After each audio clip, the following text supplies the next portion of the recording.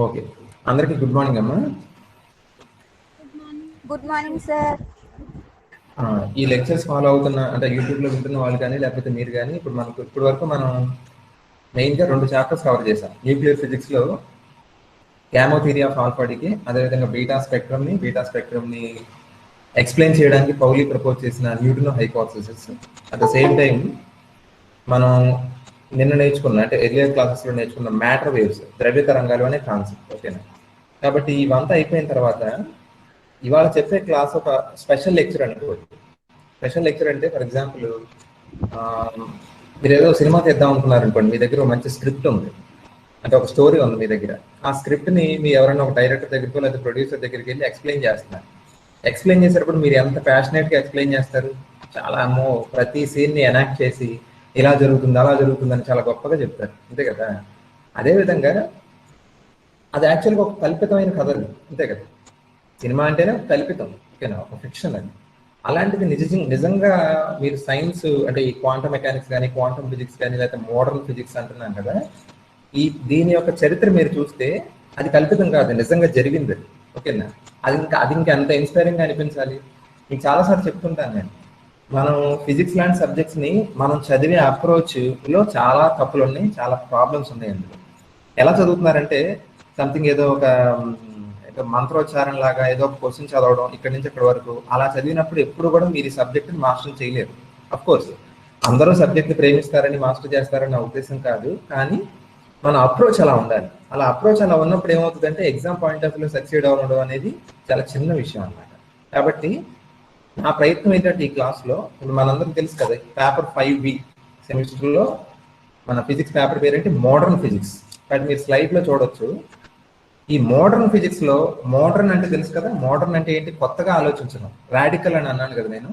So ఆ modern అనే పదం ఎక్కడి నుంచి స్టార్ట్ అయింది అంటే మోడర్న్ ఫిజిక్స్ లో అసలు మోడర్న్ అనే పదం దాని పుట్టుక ఎక్కడ ఉంది అన్న దాని మీద వాళ్ళ ఒక బ్రీఫ్ గా కొంతసేపు డిస్కస్ చేద్దాం.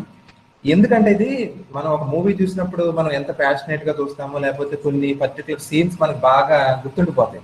అదేవిధంగా మోడర్న్ ఫిజిక్స్ అనే సబ్జెక్ట్ యొక్క హార్ట్ తెలుసుకోకుండా, అసలు మోడర్న్ ఫిజిక్స్ అనేది ఎక్కడ స్టార్ట్ అయింది, ఆ రెవల్యూషన్ అనేది తెలుసుకోకుండా మొత్తం మోడర్న్ ఫిజిక్స్ పేపర్ కంప్లీట్ చేయడం అనేది రెడిక్యులస్. కాబట్టి ఈ క్లాస్లో నేనేం చెప్పబోతున్నానంటే ఈ స్లైడ్లో మీరు చూస్తున్నారు కదా, what is modern in modern physics, అంటే మోడర్న్ ఫిజిక్స్లో అసలు మోడర్నిటీ, ఆ కొత్త ఆలోచనలు అసలు ఎక్కడ స్టార్ట్ అయినాయి అనేది మీకు బ్రీఫ్గా ఎక్స్ప్లెయిన్ చేస్తాను. కాబట్టి ఈ నెక్స్ట్ స్లైడ్ చూస్తే ఆల్రెడీ మనం ప్రీవియస్ క్లాసెస్లో ఒకటి అనుకున్నాం. ఏం చెప్పానంటే నేను 19th సెంచరీ ఎండింగ్లో, అంటే ఫర్ ఎగ్జాంపుల్ 1890, 1895 ఆ టైంలో కానీ, అలాగే 20th సెంచరీ స్టార్టింగ్లో 1905, 1920, 1930లో మనకి సైన్స్ డెవలప్మెంట్ ఆల్మోస్ట్ ఎక్స్ప్లోడ్ అయిందని చెప్పాను. సైన్స్ ఎక్స్ప్లోడ్ అయింది, ఓకేనా? ఆ పీరియడ్లో మనకి ఫండమెంటల్గా ఫిజిక్స్లో కొన్ని కొత్త విషయాలు తెలిసినాయి అన్నమాట, ఓకేనా? కాబట్టి క్రానలాజికల్గా ఫస్ట్ అంటే ఈ సో కాల్డ్ మోడర్న్ ఎరా ఇన్ ఫిజిక్స్ ఎక్కడ స్టార్ట్ అయిందంటే అక్కడే స్టార్ట్ అయిందండి. అప్పుడు దాకా మనం కొన్ని ఫిజిక్స్ని ఏమనుకోవచ్చు అంటే మనం క్లాసికల్ అనుకోవచ్చు లేకపోతే కన్వెన్షనల్ అనుకోవచ్చు. కానీ ఎప్పుడైతే ఇప్పుడు నేను చెప్తున్న ఈ డెవలప్మెంట్స్ స్టార్ట్ అయినాయో, a new way of thinking, కొత్తగా ఆలోచించడం అనమాట ఫిజిక్స్లో, అక్కడ స్టార్ట్ అయింది, ఓకేనా? అది తెలుసుకోవడం మన ధర్మం. అది ఎప్పుడైతే మనం తెలుసుకోగలుగుతామో మోడర్న్ ఫిజిక్స్ అనే సబ్జెక్ట్ పట్ల ఒక రకమైన అడ్మిరేషన్ వస్తుంది మనకి, అప్పుడు దాన్ని బాగా చదవగలుగుతాం, ఓకేనా?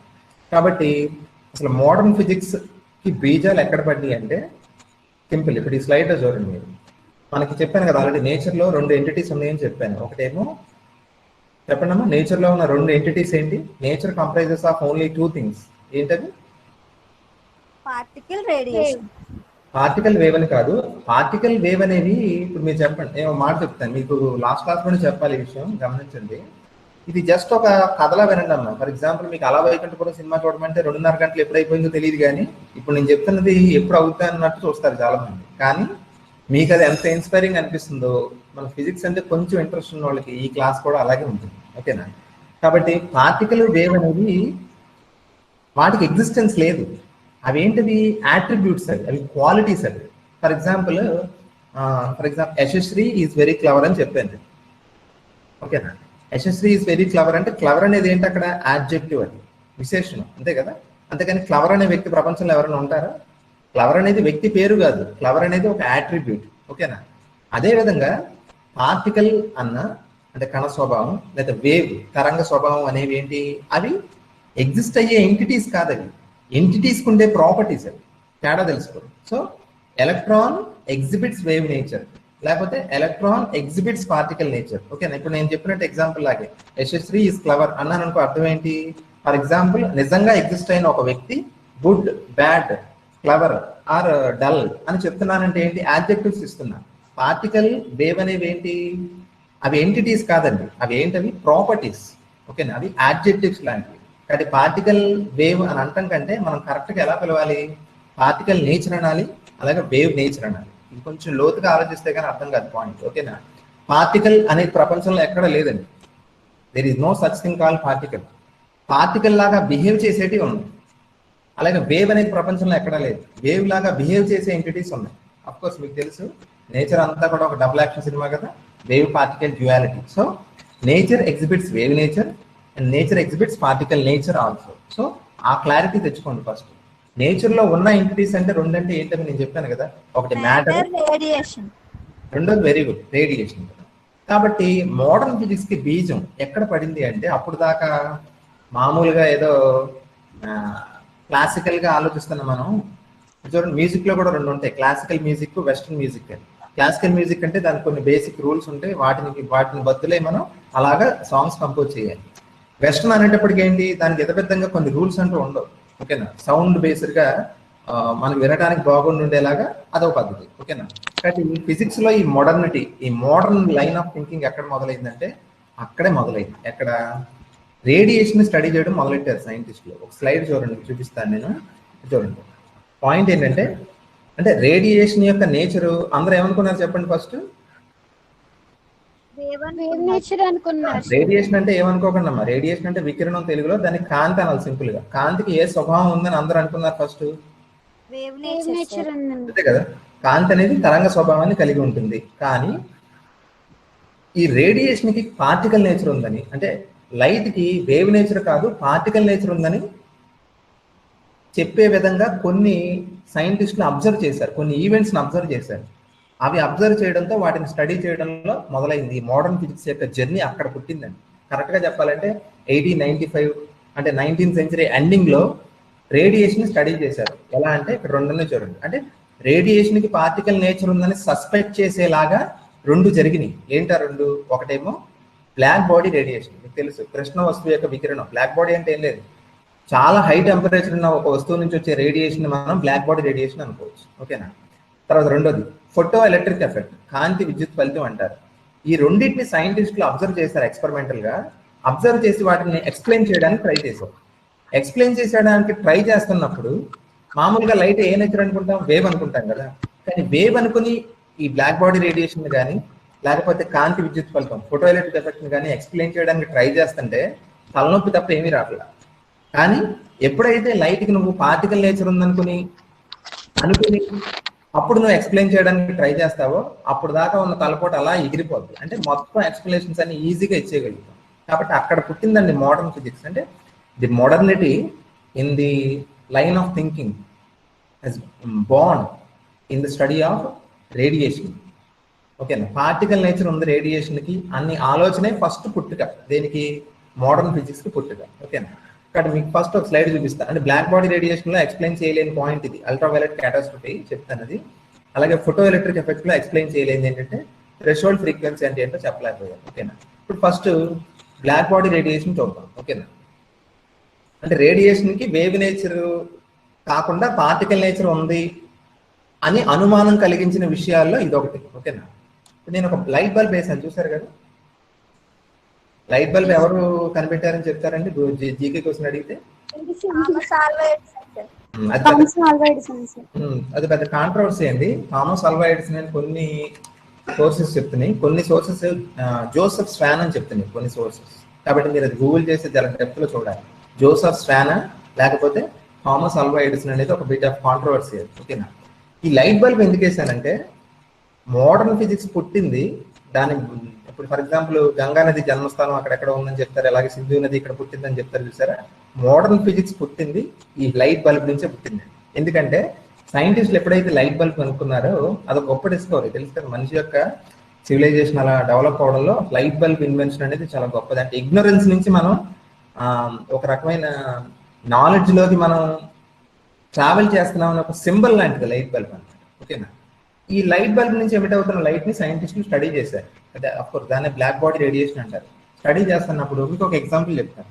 ఒక ఐరన్ రాడ్ తీసుకుని ఒక ఫర్నేస్ లో పెట్టి వేడి చేశారనుకో, అది ఏ కలర్ లో వెలుగుతుంది చెప్పండి? గోల్డ్ కలర్ లో. అంటే మీరు ఎలా ఊహించుకుంటారంటేనమ్మా, ఇప్పుడే పెట్టారు రాడ్ ని. ఓకేనా, ఐరన్ రాడ్ ని జస్ట్ ఫర్నేస్ లో ఇప్పుడే పెట్టారు. ఫస్ట్ అది గ్లో అవుతున్నట్టు అనిపించదు, అసలు వేడెక్కుద్ది నెమ్మదిగా. ఫస్ట్ అసలు గ్లో అవుతున్నట్టు అనిపించదు, నెమ్మదిగా ఒక రకమైన రెడ్ కలర్ వస్తుంది. ఓకేనా, తర్వాత రెడ్ కలర్ కాస్త ఏమవుతుందంటే కొంచెం ఆరెంజ్ షేడ్ లోకి మారుతుంది. ఆరెంజ్ షేడ్ కాస్త క్రమేపీ ఎల్లోకి మారుతుంది. తర్వాత ఎల్లో కాస్త ఇంకా బాగా వేడి చేస్తే ఎక్స్ట్రీమ్ హై టెంపరేచర్కి వెళ్తే వైట్ కి మారిపోతుంది. ఓకేనా, మీకు ఇప్పుడు నేను చెప్పింది సింపుల్ గా ఫిజిక్స్ లా, అది మీరు వీన్స్ డిస్ప్లేస్మెంట్ లా అని నేర్చుకుని ఉంటారు ఆల్రెడీ. అది ఏం చెప్తుందంటే, ఒక బాడీని హీట్ చేస్తున్నప్పుడు దాని నుంచి ఏమేమిటి అవుతుంది? రేడియేషన్ అనుకోవడం ఎందుకు, లైట్ ఎమిట్ అవుతుంది అంతేగా. ఒక బాడీని వేడి చేస్తే దాని నుంచి లైట్ వస్తుంది అంతే కదా. కాకపోతే ఇక్కడ రిలేషన్ ఉంది. ఏంటి? బాడీని వేడి చేస్తున్నాం అంటే దాని టెంపరేచర్ పెంచుతున్నట్టే కదా, దాని ఉష్ణోగ్రతను పెంచుతున్నాం. ఓకేనా, ఏమవుతుంది చెప్పండి? ఒక బాడీని వేడి చేస్తుంటే దాని టెంపరేచర్ రైజ్ చేస్తూ ఉంటే దాని నుంచి వచ్చే లైట్ ఏ మార్పుకు లోనవుతుంది చెప్పండి? దాని నుంచి వచ్చే లైట్ కలర్ చేంజ్ అవడం పక్కన పెట్టండి, ముందు అసలు జరిగే ప్రాథమికమైన మార్పు ఏంటి? ఎక్కువ లైట్ వస్తుంది అంతేగా. అంతే కదా, లైట్ యొక్క ఇంటెన్సిటీ పెరుగుతుంది. ఫర్ ఎగ్జాంపుల్, ఒక 20 వాట్ బల్బ్ ఉంది, దాని నుంచి వచ్చే లైట్ ఇంటెన్సిటీ తక్కువ. 40 వాట్ బల్బ్ ఇంటెన్సిటీ ఎక్కువ. ఎందుకని? సింపుల్, 40 వాట్ బల్బ్ లో ఉన్న ఫిలమెంట్ ఎక్కువ వేడిగా ఉంటుంది కాబట్టి దాని నుంచి ఎక్కువ లైట్ వస్తుంది. ఓకేనా, సింపుల్. ఒక బాడీని వేడి చేస్తే లైట్ వస్తుంది. తెలుసుకోవాల్సిన విషయం ఏంటి? దాన్ని ఎంత ఎక్కువ వేడి చేస్తే దాని నుంచి అంత ఎక్కువ లైట్ వస్తుంది. అంటే ఇంటెన్సిటీ పెరుగుతుంది. ఏం పెరిగితే? ఇంటెన్సిటీ పెరుగుతుంది. ఓకేనా, more light, you will have more light. అంటే ఎలాంటిదంటే, బాగా తిన్నాం అనుకో, ఓకేనా, ఫుడ్ బాగా తీసుకున్నాం, ఏమవుతాం మనం? ఆబ్వియస్లీ లావ్ అవుతాం. Very good. నానా రకాల చెదారం ఫ్యాటీ ఫుడ్ అన్ని తినేశారు. మీరు ఎంత ఎక్కువ తింటే మీరు అంత లావ్ అవుతారు. అంటే ఏంటి? ఇంటెన్సిటీ పెరుగుతుంది కదా. అంటే ఇంటెన్సిటీ అంటే తీవ్రత. ఎలాగైతే లైట్ ఎక్కువ లైట్ వస్తుంది అంటాను, you will become more fatty. ఓకేనా, కానీ బాగా ఫుడ్ తీసుకుంటే ఫ్యాటీగా అవడంతో పాటు ఇంకో మార్పు కూడా వస్తుంది. ఏంటో మార్పు? మీరు కొంచెం చురుగ్గా ఆలోచించగలుగుతారు కూడా, అంతే కదా. అంటే ఏంటి? మంచి ఫుడ్ కనుక తీసుకుంటే, అంటే వెయిట్ గెయినింగ్ ఫుడ్ కాకుండా మంచి క్వాలిటీ ఫుడ్ తీసుకుంటే ఏమవుతుంది? మన బ్రెయిన్ షార్ప్ అవుతుంది. అంటే ఇంకో మార్పు. ఈ మార్పు ఎలాంటిదంటే, ఇప్పుడు మీరు ఎందాక అన్నారు చూసారా, ఒక బాడీని హీట్ చేస్తున్నప్పుడు ఆబ్వియస్లీ అందరికీ తెలిసిన విషయం, కామన్ సెన్స్ విషయం ఏంటి?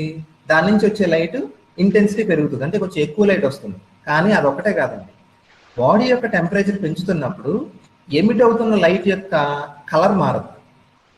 ఓకేనా, ఫర్ ఎగ్జాంపుల్, అంటే ఇప్పుడు ఇందాక అన్నాను కదా, ఒక ఐరన్ రాడ్ ని ఫర్నేస్ లో పెట్టినప్పుడు దాని టెంపరేచర్ ఎలా ఉంటుంది? ఫస్ట్ లో తక్కువ ఉంటుంది. తక్కువ ఉన్నప్పుడు టెంపరేచర్ తక్కువ ఉంటే ఎమిట్ అవుతున్న లైట్ యొక్క వేవ్ లెంగ్త్ ఎలా ఉంటుంది చెప్పండి? ఎక్కువగా ఉంటుంది. అదేగా Wien's displacement law, lambda T is equal to constant. అదేగా మీకు తెలిసింది. ఓకేనా, సో టెంపరేచర్ తక్కువ ఉన్నప్పుడు వేవ్ లెంగ్త్ ఎక్కువ ఉంటుంది. వేవ్ లెంగ్త్ ఎక్కువ ఉన్న కలర్ ఏంటి? Red sir. Very good, red. అంటే ఫస్ట్ లో మనకి రాడ్ ఏ కలర్ లో వెలిగినట్టు కనిపిస్తుంది? రెడ్డిష్ గా. ఇంకొంచెం వేడి చేస్తూ ఉంటే ఏమవుతుందంటే టెంపరేచర్ పెరుగుతుంది కదా. టెంపరేచర్ పెరిగితే వేవ్ లెంగ్త్ ఏమవుతుంది? తగ్గుతుంది. అంటే రెడ్ కాస్త, రెడ్ కంటే తక్కువ వేవ్ లెంగ్త్ కలర్ ఆరెంజ్. ఓకేనా, ఇంకా పెంచారు టెంపరేచర్. ఆరెంజ్ నుంచి ఏమవుతుంది? ఎల్లో. ఇప్పుడు మీరు పక్కన ఇమేజ్ పెట్టాను చూసారా, లైట్ బల్బ్ ఇమేజ్, అది ఏ కలర్ లో వెలుగుతుంది చూడండి? ఏ కలర్ లో కనిపిస్తుంది? అది ప్రెడామినెంట్ గోల్డ్ కలర్ లో కనిపిస్తుంది సార్. గోల్డ్ అంటే ఇంచుమించు ఎల్లో కలర్ కదా. ఓకేనా, అంటే ఎల్లో కలర్ అంటే వేవ్ లెంగ్త్ తక్కువే కదా. వేవ్ లెంగ్త్ తక్కువ ఉంది కాబట్టి దాని టెంపరేచర్ ఎక్కువ, అంతే కదా. అది రెడ్ గా వెలుగుతుంది అనుకో, దాని అర్థం ఏంటి? వేవ్ లెంగ్త్ ఎక్కువ అంటే టెంపరేచర్ తక్కువ అని అర్థం. కాబట్టి మీరు విషయం గమనించండి, సైంటిస్టులు కూడా ఇదే మెజర్ చేశారు. ఏంటి? ఒక బాడీని ఎంత హీట్ చేస్తే, అంటే దాని టెంపరేచర్ ఎంత రైజ్ చేస్తే దాని నుంచి ఎమిట్ అవుతున్న లైట్ యొక్క వేవ్ లెంగ్త్ అంత తక్కువగా ఉంటుంది. ఇప్పుడు లాజిక్ ఏం చెప్తుంది చూడండి, ఇక్కడ పజిల్ ఏంటో చెప్తాను చూడండి. ప్రాబ్లం ఎక్కడ వచ్చిందంటే, దాన్ని ఇంకా వేడి చేశారు సైంటిస్టులు. ఇంకా అంటే అక్కడ 800 డిగ్రీల సెల్సియస్, 1000, 1200, 2000 అంతవరకు వేడి చేశారు. ఇప్పుడు టెంపరేచర్ పెంచుతూ ఉంటే కలర్ ఏమవ్వాలి? చేంజ్ అవ్వడం అంటే ఏమవ్వాలమ్మా? వేవ్ లెంగ్త్ ఏమవ్వాలి? తగ్గువాలి సార్. అంటే టెంపరేచర్ తక్కువ ఉన్నప్పుడు రెడ్ కలర్ వచ్చింది, పెంచాం, ఏ కలర్ వచ్చింది? ఆరెంజ్ వచ్చింది. మీరు విబ్జార్ని తిరగేసి రాసుకోండి. రెడ్ పక్కన ఉన్నది ఏంటి? ఆరెంజ్. ఆరెంజ్ పక్కన ఉన్నది ఏంటి? ఎల్లో. కాబట్టి లాజిక్ ఏం చెప్తుందంటే when you increase the temperature further, ఇంకా పెంచుకుంటూ వెళ్తే మనకి ఏ కలర్ లైట్ రావాలి? వైలెట్ కలర్ లైట్ రావాలి. అంటే గ్రీన్ రావాలి, గ్రీన్ తర్వాత బ్లూ, వైలెట్. అంటే వైలెట్ కలర్ లైట్ ఎక్కువ రావాలి. ఏ బాడీ నుంచి?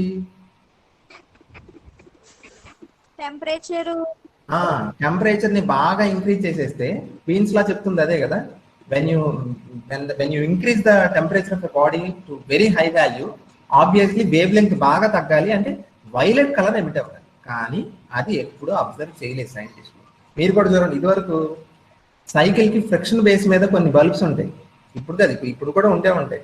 మామూలుగా సైకిల్ కి బైసికల్స్ ఉంటాయి కదా, మా బైసికల్స్ కి ముందు ఒక బల్బ్ ఉంటుంది, ఓకేనా? ఆ బల్బ్ కి పవర్ ఎక్కడి నుంచి వస్తుందో తెలుసా? ఒక రబ్బర్ పెట్టి మనం సైకిల్ తొక్కుతూ ఉంటే ఫ్రిక్షన్ వస్తుంది కదా, ఆ ఫ్రిక్షన్ నుంచి మనకి ఏమవుతుంది? ఆ లైట్ బల్బ్ వెలుగుతుంది, ఓకేనా? కాబట్టి మనం ఏమవుతుంది? బాగా ఎక్కువ తొక్కితే ఆబ్వియస్లీ ఏమవుతుంది? ఆ ఫిలమెంట్ బాగా ఎక్కువ వేడెక్కి మనకి రెడ్, ఎల్లో, ఆరెంజ్ ఇలా వస్తాయి కలర్స్, ఓకేనా? కానీ నువ్వు ఎంత తొక్కినా సరే నీకు ఏ కలర్ రాదు? బ్లూ కలర్ రాదు, లేకపోతే వైలెట్ కలర్ రాదు. ఎందుకు రాదంటే ఎందుకు రాదు? అదే పజిల్ ఇక్కడ. అది చెప్పేస్తే ఆన్సర్ ఏం లేదు ఇక్కడ. కానీ ఇక్కడ నేను మాట రాశాను చూడండి, అల్ట్రా వైలెట్ క్యాటాస్ట్రఫీ. దీనికి సైంటిస్టులు ఇచ్చిన పేరు. అంటే రేడియేషన్ స్టడీ చేస్తున్నప్పుడు, అంటే హై టెంపరేచర్ ఉన్న వస్తువులు ఎమిట్ చేసే రేడియేషన్ స్టడీ చేస్తున్నప్పుడు సైంటిస్టులకు ఒక విషయం పొరకరాని కొయ్యిలా తయారైంది. ఒక విషయం అర్థం కాల. ఏంటి అర్థం కాలేదు? మనం వస్తువు యొక్క టెంపరేచర్ పెంచుతున్నాం కదా, రైజ్ చేస్తున్నాం కదా, మరి రైజ్ అవుతున్నప్పుడు ఇప్పుడు తక్కువ టెంపరేచర్ దగ్గర ఉన్నప్పుడు రెడ్ వచ్చినట్టు, మరీ ఎక్కువ టెంపరేచర్ దగ్గరికి వెళ్ళినప్పుడు ఏ కలర్ లైట్ రావాలి? వైలెట్ కలర్ రావాలి, అంతే కదా? వైలెట్ కలర్ రావాలి. ఇంకా వేడి చేస్తే ఏ లైట్ రావాలి? వైలెట్ కంటే ఎక్కువ ఎనర్జీ ఉన్న లైట్, వైలెట్ కంటే తక్కువ వేవ్ లెంగ్త్ ఉన్న లైట్ ఏంటి? అల్ట్రా వైలెట్ కదా. సో సైంటిస్టులు ఇంకో దాన్ని కూడా స్టడీ చేశారు. మనకు తెలిసిన బాగా వేడి ఉన్న వస్తువు ఏంటో చెప్పండి ఎవరండి? సన్. Very good. సన్ ని కూడా స్టడీ చేశారు. అంటే సన్ ని ఒక స్పెక్ట్రోమీటర్లు పెట్టి సన్ నుంచి వస్తున్న లైట్ ని కూడా స్టడీ చేశారు. స్టడీ చేస్తే వాళ్ళు సన్ యొక్క టెంపరేచర్ ఎంత ఉంటుందో తెలిస్తే, అఫ్ కోర్స్ లాక్స్ లో ఉంటుంది. లోపల కోర్ టెంపరేచర్ తీసుకుంటే బయట ఉన్న ఫోటోస్ఫియర్ టెంపరేచర్ ఇంచుమించు 6000 డిగ్రీల సెల్సియస్ ఉంటుంది. అసలు 6000 డిగ్రీల సెల్సియస్ టెంపరేచర్ అంటే ఎక్స్ట్రీమ్లీ హై టెంపరేచర్. అలాంటప్పుడు సన్ నుంచి మనకి ఎక్కువగా ఏ లైట్ రావాలి? అల్ట్రా వైలెట్ లైట్ ఎక్కువ రావాలి, ఓకే? ఆ కాంపోనెంట్ ఎక్కువ ఉండాలి. కానీ అది కాదు వాళ్ళు అబ్జర్వ్ చేసింది. ఎందుకు టెంపరేచర్ అంత పెంచినప్పుడు వేవ్ లెంగ్త్ తగ్గి అల్ట్రా వైలెట్ లైట్ రావాలి కదా, అలాంటిది ఎందుకు ఆ వైలెట్, అల్ట్రా వైలెట్ కాంపోనెంట్స్ ఎందుకు తక్కువ ఉంటున్నాయి? అదే పజిల్. దానికి ఏం పెట్టారంటే వాళ్ళు అల్ట్రా వైలెట్ క్యాటాస్ట్రఫీ అని పేరు పెట్టారు. దీన్ని ఎక్స్ప్లెయిన్ చేయలేదు ఎవరు కూడా, ఇది కుదరలేదు, ఓకేనా? నెక్స్ట్ స్లైడ్కి వద్దాం. ఇంకోటి కనుక్కున్నారు సైంటిస్టులు, అదే టైంలో కనుక్కున్నారు. ఎందుకంటే అదే టైంలో ఎలక్ట్రిసిటీ మీద మైకెల్ ఫ్యారడే ప్రయోగాలు చేస్తున్నారు, ఓకేనా? కరెంట్ అని కనుక్కున్నారు కదమ్మా. ఫోటో ఎలక్ట్రిక్ ఎఫెక్ట్ అంటే అందరికీ తెలుసు కదా, ఏంటది? కాంతి విద్యుత్ ఫలితం. ఇక్కడ మీకు ఒక డయాగ్రామ్ ఉంచండి చూడండి. ఇక్కడ ఒక మెటల్ ఉంది, ఆ మెటల్ మీద ఏం పడింది? లైట్ వచ్చి పడింది. లైట్ పడినప్పుడు ఏమవుతుంది చెప్పండి? మీ అందరికి తెలుసు కదమ్మా, రిఫ్లెక్ట్ అవడం కాదు. లైట్ అంటే ఎనర్జీ కదా. ఈ లైట్ ని లోపల ఉన్న ఎలక్ట్రాన్స్ ఉంటాయి చూసారా, ఆటమ్స్ లోపల ఎలక్ట్రాన్స్ ఉంటాయి కదా, ఈ లైట్ ఎనర్జీని ఎలక్ట్రాన్స్ తీసుకుని ఏమవుతాయి? అవి ఏమవుతాయి? సింపుల్, ఎస్కేప్ అవుతాయి. ఎక్కడి నుంచి? ఆ మెటల్ నుంచి బయటకు వచ్చేస్తాయి. అంటే మనం లైట్ కనుక పంపిస్తే బయటకు ఏమొస్తున్నాయి?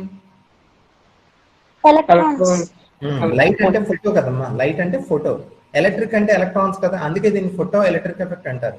కొన్ని ఆల్కలై మెటల్స్ మీదకి ఫోటో అంటే లైట్ పంపిస్తే ఎలక్ట్రాన్స్ ప్రొడ్యూస్ అవుతుంది, అందుకే దీన్ని ఫోటో ఎలక్ట్రిక్ ఎఫెక్ట్ అంటారు. ఇది తెలుసు, ఓకే, దీంతో ప్రాబ్లం లేదు. ఎందుకు వస్తున్నాయో తెలుసుగా మీకు. లైట్ ఎనర్జీని తీసుకున్నట్టు ఆ బూస్ట్ ప్యాకెట్ ని తాగేసి ఎలక్ట్రాన్స్ ఏమవుతున్నాయి? బయటకు వచ్చేస్తున్నాయి, ఓకేనా? అది సింపుల్, అర్థం చేసుకోవడం.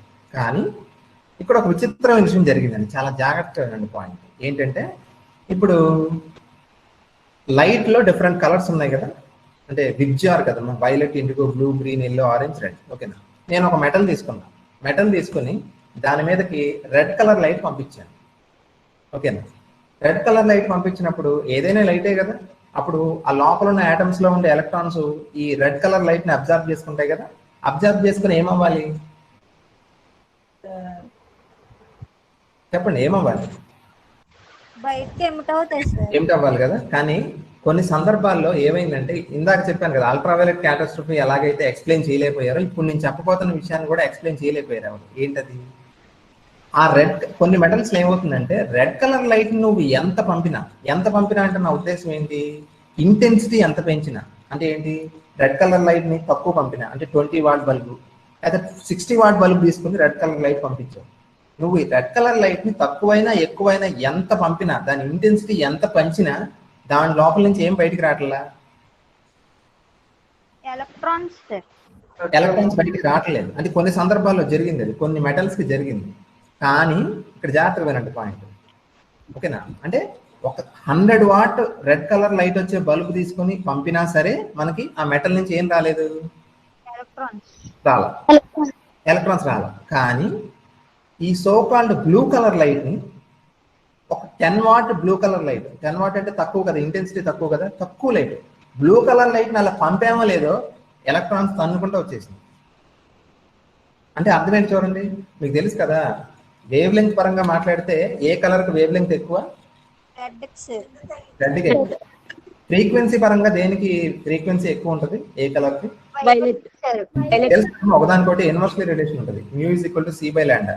సో ఏ కలర్ కి ఫ్రీక్వెన్సీ ఎక్కువ ఉంటుందో చెప్పండి? Violet colour. ఓకేనా? ఇప్పుడు చూడండి, ఇప్పుడు పాయింట్ ఏంటి, ఫోటో ఎలక్ట్రిక్ ఎఫెక్ట్ లో ఉన్న పజిల్ ఏంటి, చాలా ఈజీగా అర్థమైపోతుంది. ఏంటంటే నువ్వు లైట్ యొక్క ఇంటెన్సిటీ పెంచి రెడ్ కలర్ లైట్ ని ఎంత పంపినా సరే, అంటే రెడ్ లైట్ ని ఎంత పంపినా ఎలక్ట్రాన్స్ రావట్లేదు, కానీ బ్లూ కలర్ లైట్ ని కొంచెం పంపినా చాలు ఏమొచ్చేతని, ఇది అసలు ఎవరికి అర్థం కాలేదండి. ఎందుకు అర్థం కాలేదంటే వాళ్ళు ఏంటి సంప్రదాయ సంగీతం ఆడుతున్నారు. ఏంటో సంప్రదాయ సంగీతం చెప్పండి. లైట్ ని వేవ్ అనుకొని అలా ఎక్స్ప్లెయిన్ చేయడానికి ట్రై చేస్తున్నారు. దేన్ని, ఎందుకు బ్లూ కలర్ పంపిస్తే ఊరిని ఎలక్ట్రాన్స్ వచ్చేస్తున్నాయి, రెడ్ కలర్ ని పంపితే ఎంత రెడ్ కలర్ ని పంపినా రావట్లేదు అనే దానికి ఆన్సర్ ని వాళ్ళు ఎలా ఎక్స్ప్లెయిన్ చేద్దామని ట్రై చేశారంటే, లైట్ అనేది ఒక వేవ్ అనుకొని ఎక్స్ప్లెయిన్ చేద్దామని ట్రై చేశారు. కానీ అది కుదరలేదు, అది తెవలేదు. ఓకేనా? కాబట్టి ఇప్పుడు నేను చెప్పిన 2 విషయాలు నేను చూసారా ఏంటి, ఎందుకు ఒక బాడీని చాలా హై టెంపరేచర్ కి ఎమిట్ చేసినప్పటికీ కూడా ఎందుకు దాని నుంచి వైలెట్ కలర్ కానీ అల్ట్రా వైలెట్ ఆ లైట్ ఎందుకు రావట్లేదు.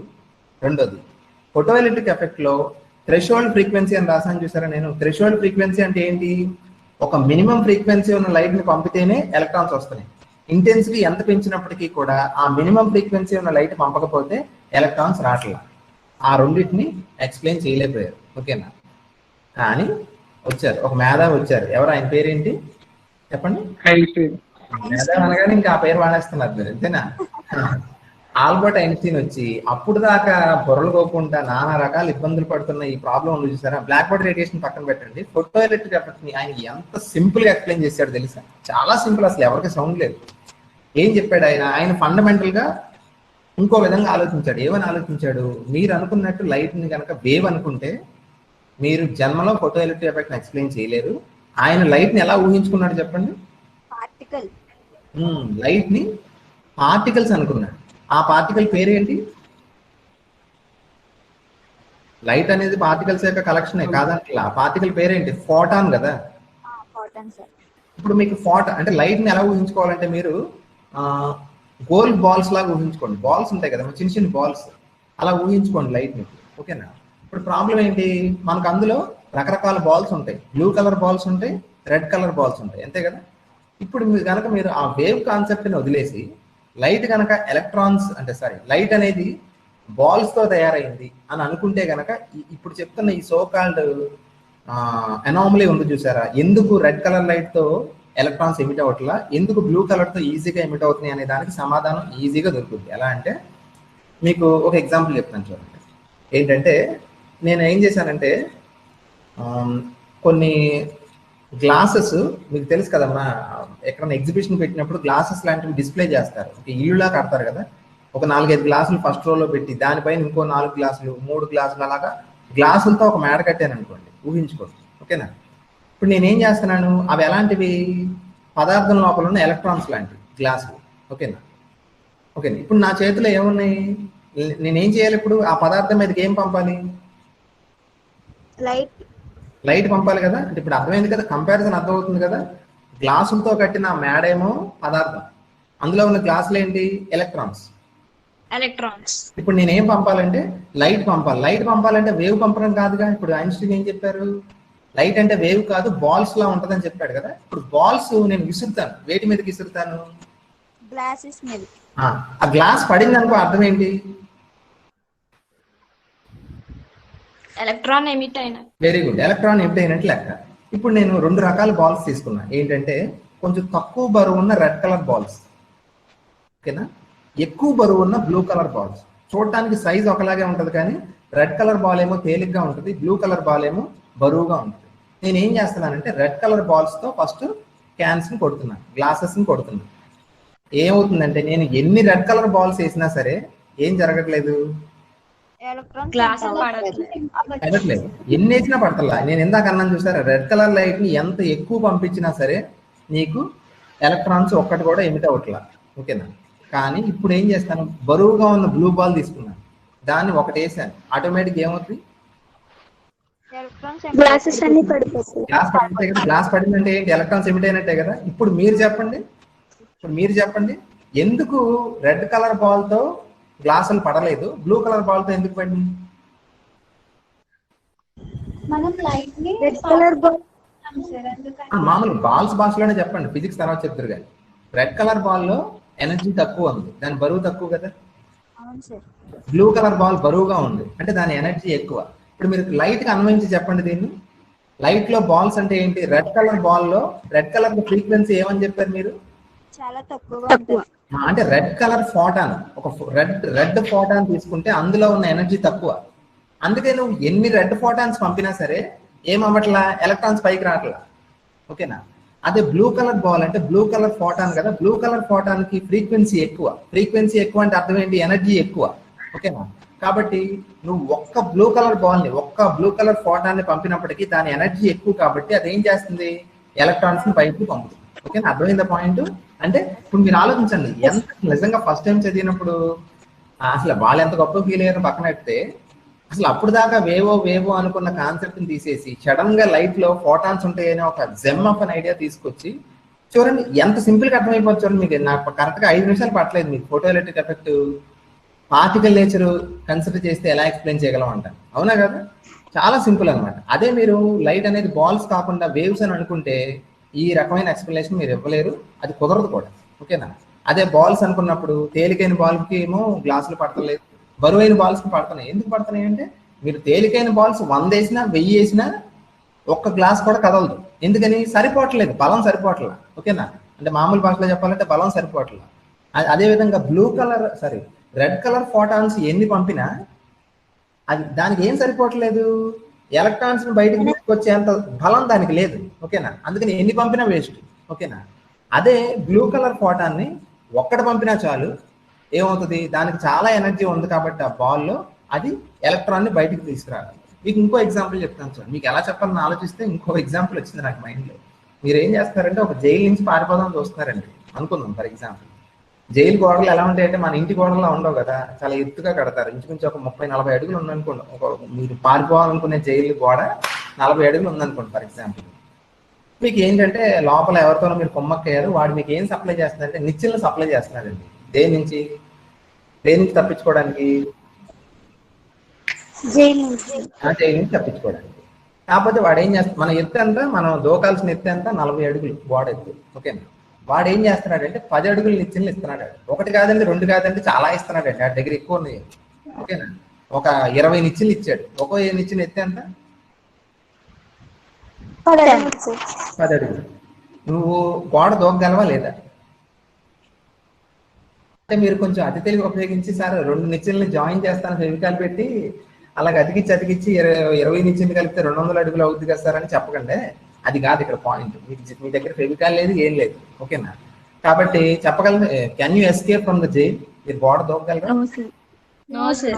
ఒకటేంటి 2 ఇచ్చాడు, 10 20 ఇచ్చాడు కదా, 20 నిచ్చెనలు ఇచ్చాడు వాడు. మరి దూకొచ్చు కదా, దూకలేరు. ఎందుకని? సింపుల్. హైట్ ఏమో 40 feet ఉంది, నీ నిచ్చెన ఎత్తు ఎంత ఉంది? 10 అడుగులే ఉంది. కాబట్టి అలాంటి నిచ్చెనలు ఒకటి కాదు కదా, 100 కాదు కదా, ఎన్ని ఇచ్చినా సరే నువ్వు ఆ హైట్ నుంచి ఇంటి దాటి బయటకు వెళ్ళలేదు, అంతే కదా. ఇంకొక ఫ్రెండ్ ఉన్నాడండి నీకు జైల్లో, ఆడేం చేశాడు? వాడు నీ ప్రాబ్లం అర్థమైంది. ఆడేంటంటే ఈడిచ్చినట్టు 20 నిచ్చెనలు ఏమి ఇవ్వలేదు, ఒకటే నిచ్చెన ఇచ్చాడు. దాని ఎత్తే అంతంటే 40 అడుగులు. అప్పుడు ఆటోమేటిక్ ఏమవుతుంది చూడండి, ఆ 40 అడుగులు నిచ్చెన ఉంది కాబట్టి అది వేసుకొని నువ్వు బయటకు వెళ్ళిపోవచ్చు. నువ్వేంటి, ఎంతమంది అయినా బయటకు వచ్చేయచ్చు, అంతేనా కదా. సో అర్థమైందా పాయింట్? ఇక్కడ పాయింట్ అర్థమైందమ్మా. ఫ్రీక్వెన్సీ అంటే ఎందుకు ఒక కలర్ ఉన్న లైట్ ని ఎంత పంపినా ఎలక్ట్రాన్స్ రావట్లేదు, అదే కొంచెం ఎక్కువ ఫ్రీక్వెన్సీ ఉన్న కలర్ ని పంపగానే ఎందుకు ఎలక్ట్రాన్స్ వస్తున్నాయి అనే దానికి అద్భుతమైన ఎక్స్ప్లెనేషన్ దేని నుంచి దొరికింది మనకి? సింపుల్. లైట్ అనేది వేవ్ కాదు, it is a bunch of particles called photons అని అనుకుంటే ఈ మొత్తం మబ్బంతా అలా వీగిపోయిందా లేదా? చాలా ఈజీగా అర్థం చేసుకోగలుగుతాం. కానీ మీకు అన్నాను చూసారా, రేడియేషన్ కి పార్టికల్ నేచర్ ఉందనడానికి కాంక్రీట్ ఎవిడెన్స్ ఎక్కడి నుంచి వచ్చిందంటే ఫోటో ఎలక్ట్రిక్ ఎఫెక్ట్ నుంచి వచ్చిందండి. అలాగే మీకు ఇందాక విషయం చెప్పాను, అల్ట్రావైలెట్ క్యాటాస్ట్రోఫీ అని చెప్పాను, గుర్తుందా? అల్ట్రావైలెట్ క్యాటాస్ట్రోఫీ అంటే ఏం చెప్పాను? ఒక బాడీని ఎంత హై టెంపరేచర్ కి వేడి చేసినా ఏ కలర్ రావట్లా? వైలెట్ అల్ట్రావైలెట్ కాంపోనెంట్ ఉండాల్సినంత ఉండట్లేదు. దానికి రీజన్ ఏంటో తెలిసి ఇప్పుడు మీరు ఆలోచించండి. అల్ట్రావైలెట్ కాంపోనెంట్ రావాలి అంటే బరువైన, అంటే అంత ఎనర్జీ ఉన్న ఫోటాన్ తయారవ్వాలి, ఓకేనా. ఏమవుతుందంటే మనం ఎంత టెంపరేచర్ వేడి చేసినప్పటికీ కూడా అంత హై ఎనర్జీ ఉన్న ఫోటాన్ తయారవ్వట్లేదు. ఎందుకని? అది పార్టికల్ నేచర్ ఉండడం వల్ల అలాంటి ఎనర్జీ ఉన్న ఫోటాన్ని ఫ్యాబ్రికేట్ చేయడం కష్టం. అది దానికి ఎక్స్ప్లెనేషన్, ఓకేనా. కాబట్టి ఈ రెండు అర్థమైంది కదమ్మా. కాబట్టి ఇప్పుడు మీరు చెప్పండి, అల్టిమేట్ గా మోడర్న్ ఫిజిక్స్ బర్త్ ఎక్కడ స్టార్ట్ అయింది చెప్పండి? ఏ ఐడియాతో స్టార్ట్ అయింది? సింపుల్ గా చెప్పాలంటే మీరు అమాయకంగా మీ ఇంట్లో ఉన్న లైట్ బల్బు ఈ విప్లవానికి కారణం, ఓకేనా.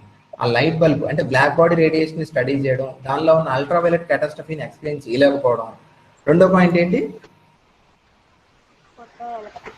ఫోటో ఎలక్ట్రిక్ లో కొన్ని కలర్స్ ఉన్న లైట్ తోనే ఎందుకు ఎలక్ట్రాన్స్ వస్తున్నాయి అంటే థ్రెషోల్డ్ ఫ్రీక్వెన్సీ ఉండడం. ఈ రెండు ఆల్మోస్ట్ అటిస్టేషన్ చేస్తారు కదా గెజిటెడ్ ఆఫీసర్లు, స్టాంప్ వేసి చేసినట్టు బల్లబుద్ధి చెప్తారంటారు చూసారా. ఈ రెండు ఒక విషయాన్ని బల్లబుద్ధి చెప్తున్నాయి. ఏంటా విషయం?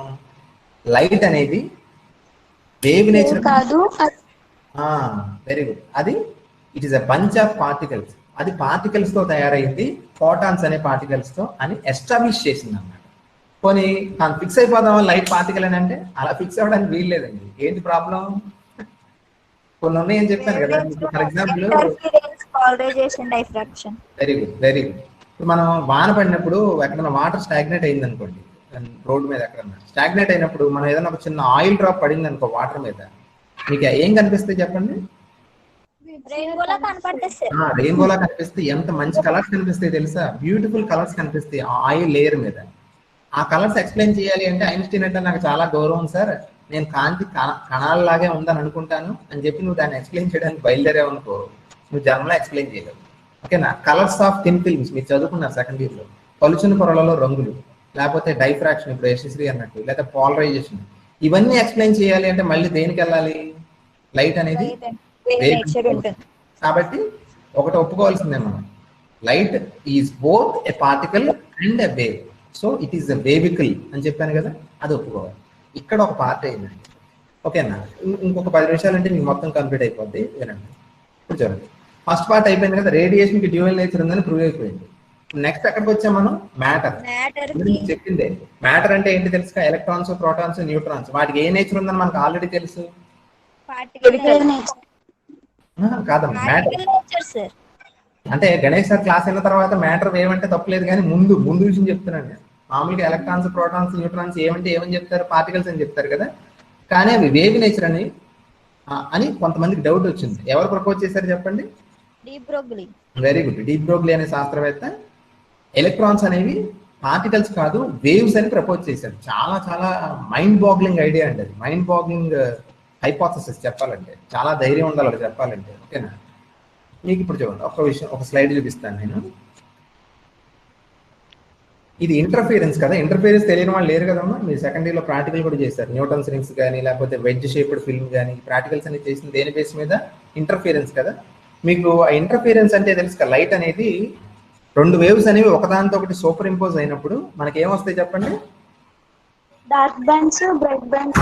అదే కదా, మీరు న్యూటన్స్ రింగ్స్ లో చూసారు కదా, మధ్యలో ఒక డార్క్ బ్యాండ్ చుట్టూ సర్కిల్స్ వస్తాయి కదా, అవన్నీ ఏంటి ఇంటర్ఫిరెన్స్ ప్యాటర్న్ అంటారు, వ్యతికరణ వ్యూహం. ఓకేనా? ఇప్పుడు ఆ వ్యతికరణ వ్యూహం ఇప్పుడు మీరు చూస్తున్నారు చూసారా, ఒక ఇమేజ్ పెట్టాను, దీన్ని యంగ్స్ డబుల్ స్లిట్ ఎక్స్పెరిమెంట్ అంటారు, యంగ్ ద్విచీలిక ప్రయోగం. మీకు ఇది కూడా సిలబస్ లో ఉందండి. ఓకేనా? ఇందులో చూడండి, వేవ్స్ వస్తున్నాయి, అవి వేటి గుండా పాస్ అవుతున్నాయి?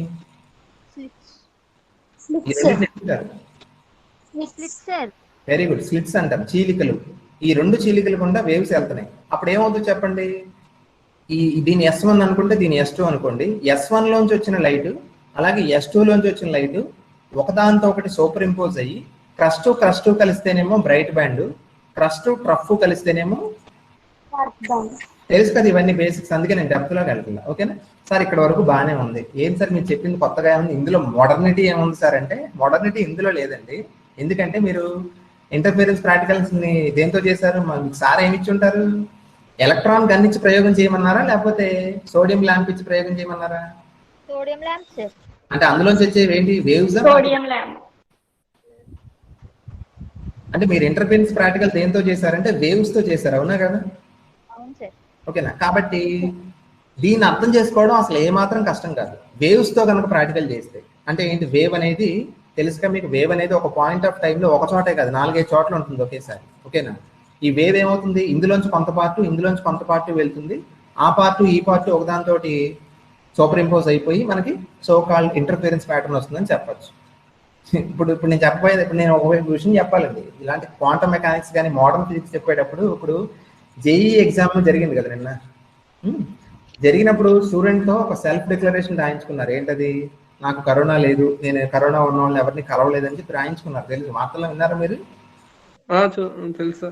అలాగే ఇప్పుడు నేను క్లాస్ చెప్పేటప్పుడు ఫస్ట్ లోనే ఒక మాట చెప్పాలి. ఏం చెప్పాలంటే, నేను హెల్తీగా ఉన్నాను, నా బ్రెయిన్ హెల్తీగానే ఉంది, నేను ఎలాంటి మందులు తీసుకోవట్లా, మత్తులు ఏం లేరని ఒక డిక్లరేషన్ ఇచ్చి అప్పుడు ఇలాంటి లెసన్ చెప్పాలి. ఎందుకంటే ఇలాంటి మాటలు వింటున్నప్పుడు ఏమవుతుంది అంటే, చెప్పబోయే మాటలు వింటున్నప్పుడు గణేష్ గారికి ఏమైనా మతిపోయిందా, లేకపోతే ఆయన మైండ్ నుండి మాట్లాడుతున్నాడా అని డౌట్లు వస్తుంది సహజం. అందుకే నేను ముందే డిక్లేర్ చేస్తున్నా, ఐఎమ్ పర్ఫెక్ట్లీ హెల్దీ, నేను చెప్పే ప్రతి మాట పక్కా సైంటిఫిక్ స్టేట్మెంట్. ఓకేనా? ఓకే. ఇప్పుడు ఇంటర్ఫిరెన్స్ అనే ప్రాక్టికల్ వేవ్ తో చేసినప్పుడు అది అసలు it is very easy to understand. సైంటిస్టులు ఏం చేశారంటే, ఒక గ్రూప్ ఆఫ్ సైంటిస్టులు ఇదే ఇంటర్ఫిరెన్స్ ప్రాక్టికల్ ని ఎలక్ట్రాన్స్ తో చేశారు. నెక్స్ట్ స్లైడ్ అదే. అంటే ఇప్పుడు మీకు ప్రాక్టికల్ ఎలా చేసినట్టు? మీరు న్యూటన్స్ రింగ్స్ ప్రాక్టికల్ ని దేంతో చేసినట్టు? అంటే ఏం చేశారనమాట, ఆప్టిక్స్ ల్యాబ్ లో మేడం గారు, మన చంద్రావతి మేడం గారు ఏం చేస్తారనమాట, అక్కడ ఆ ఉన్న సోడియం ల్యాంప్ అయితే మెర్క్యూరీ ల్యాంప్ తీసేసి ఎలక్ట్రాన్ గన్ పెడతారు ఆవిడ అక్కడ. అప్పుడు అందులోంచి ఏమొస్తాయి? ఎలక్ట్రాన్స్ వస్తాయి. ఎలక్ట్రాన్స్ వచ్చినప్పుడు ఏమవుతుంది? ఓకేనా? ఎలక్ట్రాన్స్ తో మీరు ప్రాక్టికల్ చేస్తారు. ఇంటర్ఫిరెన్స్ పాసిబుల్ అవుతుందా లేదా చెప్పండి? అంటే మీకు ఇంటర్ఫిరెన్స్ ప్యాటర్న్ వస్తుందా రాదా, అది నేను అడిగేది. ఎందుకు వస్తుంది? దానికి వేవ్ నేచర్ కూడా ఉంది కదా sir. Very good, very good, బాగా అర్థమైంది. అంటే ఇప్పుడు ఎలక్ట్రాన్స్ ఆర్ వేవ్స్ అని మీరు ఒప్పుకున్నారు మనస్ఫూర్తిగా. ఓకేనా? అయితే ఒప్పుకున్నట్టు నటిస్తున్నారు, ఏదో ఒకటి కొన్ని ఎలక్ట్రాన్స్ ఆర్ వేవ్స్ అని ఒప్పుకున్నారు. కాబట్టి సార్ మీరు చెప్తున్న దాంట్లో అంత పెద్ద మిస్టరీ ఏం లేదు, మీరు ఎక్కువ హైప్ ఇస్తున్నారు. ఎలక్ట్రాన్స్ వేవ్స్ కాబట్టి ఇవి కూడా వేవ్సే కాబట్టి ఆ రెండు స్లిట్స్ గుండా వెళ్తున్నప్పుడు ఏమవుతుంది? అందులోంచి వెళ్ళిన దానికి ఇందులోంచి వెళ్ళిన దానికి సూపర్ పోజిషన్ జరిగి మనకు ప్యాటర్న్ వస్తుందని చెప్తున్నారు. ఓకేనా? ఇక్కడ కాదు పజిల్ ఉంది, ఇక్కడ ఒక పజిల్ ఉంది చూడండి, చెప్తాను. ఏంటంటే పాయింట్ ఏంటంటే, ఇప్పుడు దీన్ని మనం ఎలక్ట్రాన్ అనేది ఫర్ ఎగ్జాంపుల్ పార్టికల్ అనుకోండి. ఓకేనా? పార్టికల్ అనుకోండి. మనకు డౌట్ వచ్చింది, ఒక క్యూరియాసిటీ వచ్చింది. ఏంటి ఆ క్యూరియాసిటీ? ఇప్పుడు ఎలక్ట్రాన్ అనేది పార్టికల్ అని అనుకుంటే ఇంటర్ఫిరెన్స్ ఎప్పుడు వస్తుంది చెప్పండి? రాదు కదా సార్. రావట్లేదని కాదు, ఎప్పుడు వస్తుంది చెప్పండి? ప్యాటర్న్ ఎప్పుడు వచ్చే అవకాశం ఉంది? అసలు ఇంటర్ఫిరెన్స్ ఎప్పుడు వస్తుంది? S1 లోంచి S2 లోంచి రెండిట్లోంచి ట్రావెల్ చేసి అప్పుడు రెండు కలిస్తే వస్తుంది ఇంటర్ఫిరెన్స్, అంతే కదా? ఇప్పుడు మీరు ఎలక్ట్రాన్ ని పార్టికల్ అనుకుని ఈ ఇంటర్ఫిరెన్స్ ఎక్స్ప్లెయిన్ చేయడానికి చాలా ఇబ్బంది పడుతున్నారు. ఎందుకని ఇబ్బంది పడుతున్నారు? మీరు కరెక్టే, మీరు హెల్తీగా ఉన్నట్టు లెక్క అలా మాట్లాడుతున్నారండి. ఎందుకంటే ఎలక్ట్రాన్ అనేది పార్టికల్ కదా సార్. పార్టికల్ అన్నప్పుడు అది వెళ్తే స్లిట్ 1 లోంచి వెళ్తుంది, లేకపోతే స్లిట్ 2, అంతే కదా? మీకు మీ ఎగ్జామ్ మీరు క్లాస్ జరుగుతుంది, క్లాస్ చెప్పడానికి నేను వస్తున్నాను, వెళ్తే ముందు డోర్ నుంచి వస్తాను లేదా వెనకాల డోర్ నుంచి వస్తాను, రెండిట్లోంచి ఒకేసారి రాను కదా, అంతే కదా? కాబట్టి మీరు ఎందుకు ఇబ్బంది పడుతున్నారు? ఎలక్ట్రాన్ అనేది పార్టికల్ అనుకుంటే కనుక పార్టికల్ కాబట్టి అది 1 లోంచి కానీ లేదా 2 లోంచి కానీ వెళ్తుంది కాబట్టి ఇంటర్ఫిరెన్స్ వచ్చే ఛాన్స్ లేదుగా. ఇంటర్ఫిరెన్స్ ఎప్పుడు వస్తుంది? 2 స్లిట్స్ లోంచి ఒకేసారి వెళ్ళి ఒకదాంతో ఒకటి కలిస్తే అప్పుడు ఇంటర్ఫిరెన్స్ వస్తుంది, అంతే కదా. సో ఎలక్ట్రాన్ కనుక పార్టికల్ అనుకుంటే నువ్వు ఎక్స్ప్లెయిన్ చేయలేదు. ఇప్పుడు నాకు డౌట్ వచ్చింది. నేను ఎలక్ట్రాన్ యొక్క పార్టికల్ నేచర్ని బాగా నమ్ముతాను. నాకు అది పిచ్చి, ఎలక్ట్రాన్ పార్టికల్ అని నాకు ఒక ప్రగాఢ విశ్వాసం నాకు. ఓకేనా, నాకు డౌట్ వచ్చింది. అంటే ఎలక్ట్రాన్ అనేది పార్టికల్ అనుకున్నప్పటికీ వేవ్ ప్యాటర్న్ వస్తుంది కాబట్టి నేను ఏం చేద్దామని ట్రై చేశానంటే ఒక డిటెక్టర్ పెట్టాను. చాలా జాగ్రత్తగా వినండి, మొత్తం క్వాంటమ్ మెకానిక్స్ మిస్టరీకి అంతటికి సెంట్రల్ పాయింట్ నేను చెప్పేది. ఓకేనా, ఒక డిటెక్టర్ని పెడతాను, ఒక కెమెరా లాంటిది. అది ఏం చేస్తుంది చెప్పండి? కెమెరా ఏం చేస్తుంది? ఒక డిటెక్టర్ ఏం చేస్తుంది? క్యాప్చర్ చేస్తుంది. దాన్ని ట్రాక్ చేస్తుంది. అది ఎందులోంచి వెళ్తుందో ఒకసారి చూద్దాం మనం. 1 లోంచి వెళ్తుందా, 2 లోంచి వెళ్తుందా, లేకపోతే మనకు మెంటల్ ఎక్కించడానికి రెండిట్లోంచి ఒకేసారి వెళ్ళిపోతుందా? ఓకేనా అని ఆలోచిస్తే ఏమవుతుంది తెలుసా? విచిత్రంగా నువ్వు డిటెక్టర్ పెట్టగానే అప్పుడు దాకా వచ్చిన ఇంటర్ఫిరెన్స్ ప్యాటర్న్ పోతుంది, ఇంటర్ఫిరెన్స్ ప్యాటర్న్ రాదు. ఏ ప్యాటర్న్ వస్తుంది మరి? మీరు కొంచెం అదే చెప్తున్నాను. ముందే నేను డిక్లరేషన్ ఇచ్చాను. ఏం ఇచ్చానంటే నేను చెప్పే స్టేట్మెంట్ ప్రతిదీ కరెక్టే. టైమ్ అండ్ అగైన్ ఇప్పుడు 100 ఏళ్ళు అయిపోయింది క్వాంటమ్ మెకానిక్స్ కనుక్కొని. 100 ఏళ్ళు అయిపోయినా కదా సార్ సైంటిస్టులు ఇప్పటికీ ఇదే చెప్తున్నారు, ఇదే ఫ్యాక్ట్ కూడా. ఓకేనా, ఒకసారి పూర్తిగా విన్న తర్వాత అప్పుడు డౌట్ అడగదు. ఓకేనా, నేను ఒక డిటెక్టర్ని పెట్టాను. డిటెక్టర్ ఎందుకు పెట్టాను? నాకు క్యూరియాసిటీ. ఏంటి, ఎలాగ ఎలక్ట్రాన్ రెండింటిలోంచి ఒకేసారి అలా వెళ్ళిపోతుందని తెలుసుకోవాలని క్యూరియాసిటీ. డిటెక్టర్ పెట్టగానే ఏమైపోయింది చెప్పండి? ఏమైపోయింది?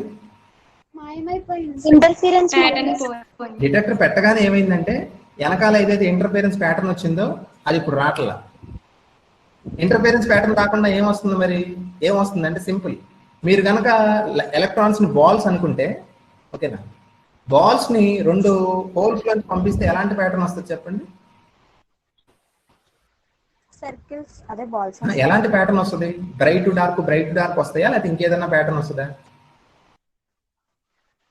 ఊహించుకోండి అమ్మా, ఒక అట్ట ముక్క తీసుకుని దానికి 2 నిలువుగా హోల్స్ పెట్టి బాల్స్ పంపిస్తున్నాను. బాల్స్ వేస్తున్నా హోల్స్ లోంచి. ఏమవుతుంది? ఏం లేదు, మనం పెట్టిన హోల్స్ ఉంటాయి కదా 2, ఇక్కడ చూసారా డయాగ్రామ్ చూడండి, 2 హోల్స్ ఉన్నాయి కదా, వాటికి తిన్నగా 2 స్ట్రిప్స్ వస్తాయి, అంతే కదా, అంతేనా? అంటే అలాగా 2 స్ట్రిప్స్ వస్తాయి. అంటే అది ఎప్పుడు అది పార్టికల్ నేచర్ ఉంది అనుకుంటే అప్పుడు ఏమవుతుంది? ఈ రెండింటికి తిన్నగా వెనకాల 2 స్ట్రిప్స్ వస్తాయి తప్ప ఇంటర్ఫిరెన్స్ ప్యాటర్న్ రాదు. ఓకేనా, కానీ అప్పుడు మీరు అప్పుడు చేయండి. ఇక్కడ పాయింట్ ఏంటంటే మనం డిటెక్టర్ పెట్టకపోతే ఏమవుతుంది? పెట్టకపోతే ఏమవుతుందంటే ఇంటర్ఫిరెన్స్ ప్యాటర్న్ వస్తుంది. అంటే ఏమవుతుంది? సో కాల్డ్ వేవ్ అనే కాన్సెప్ట్ వల్ల bright to dark, bright to dark fringes వస్తాయి.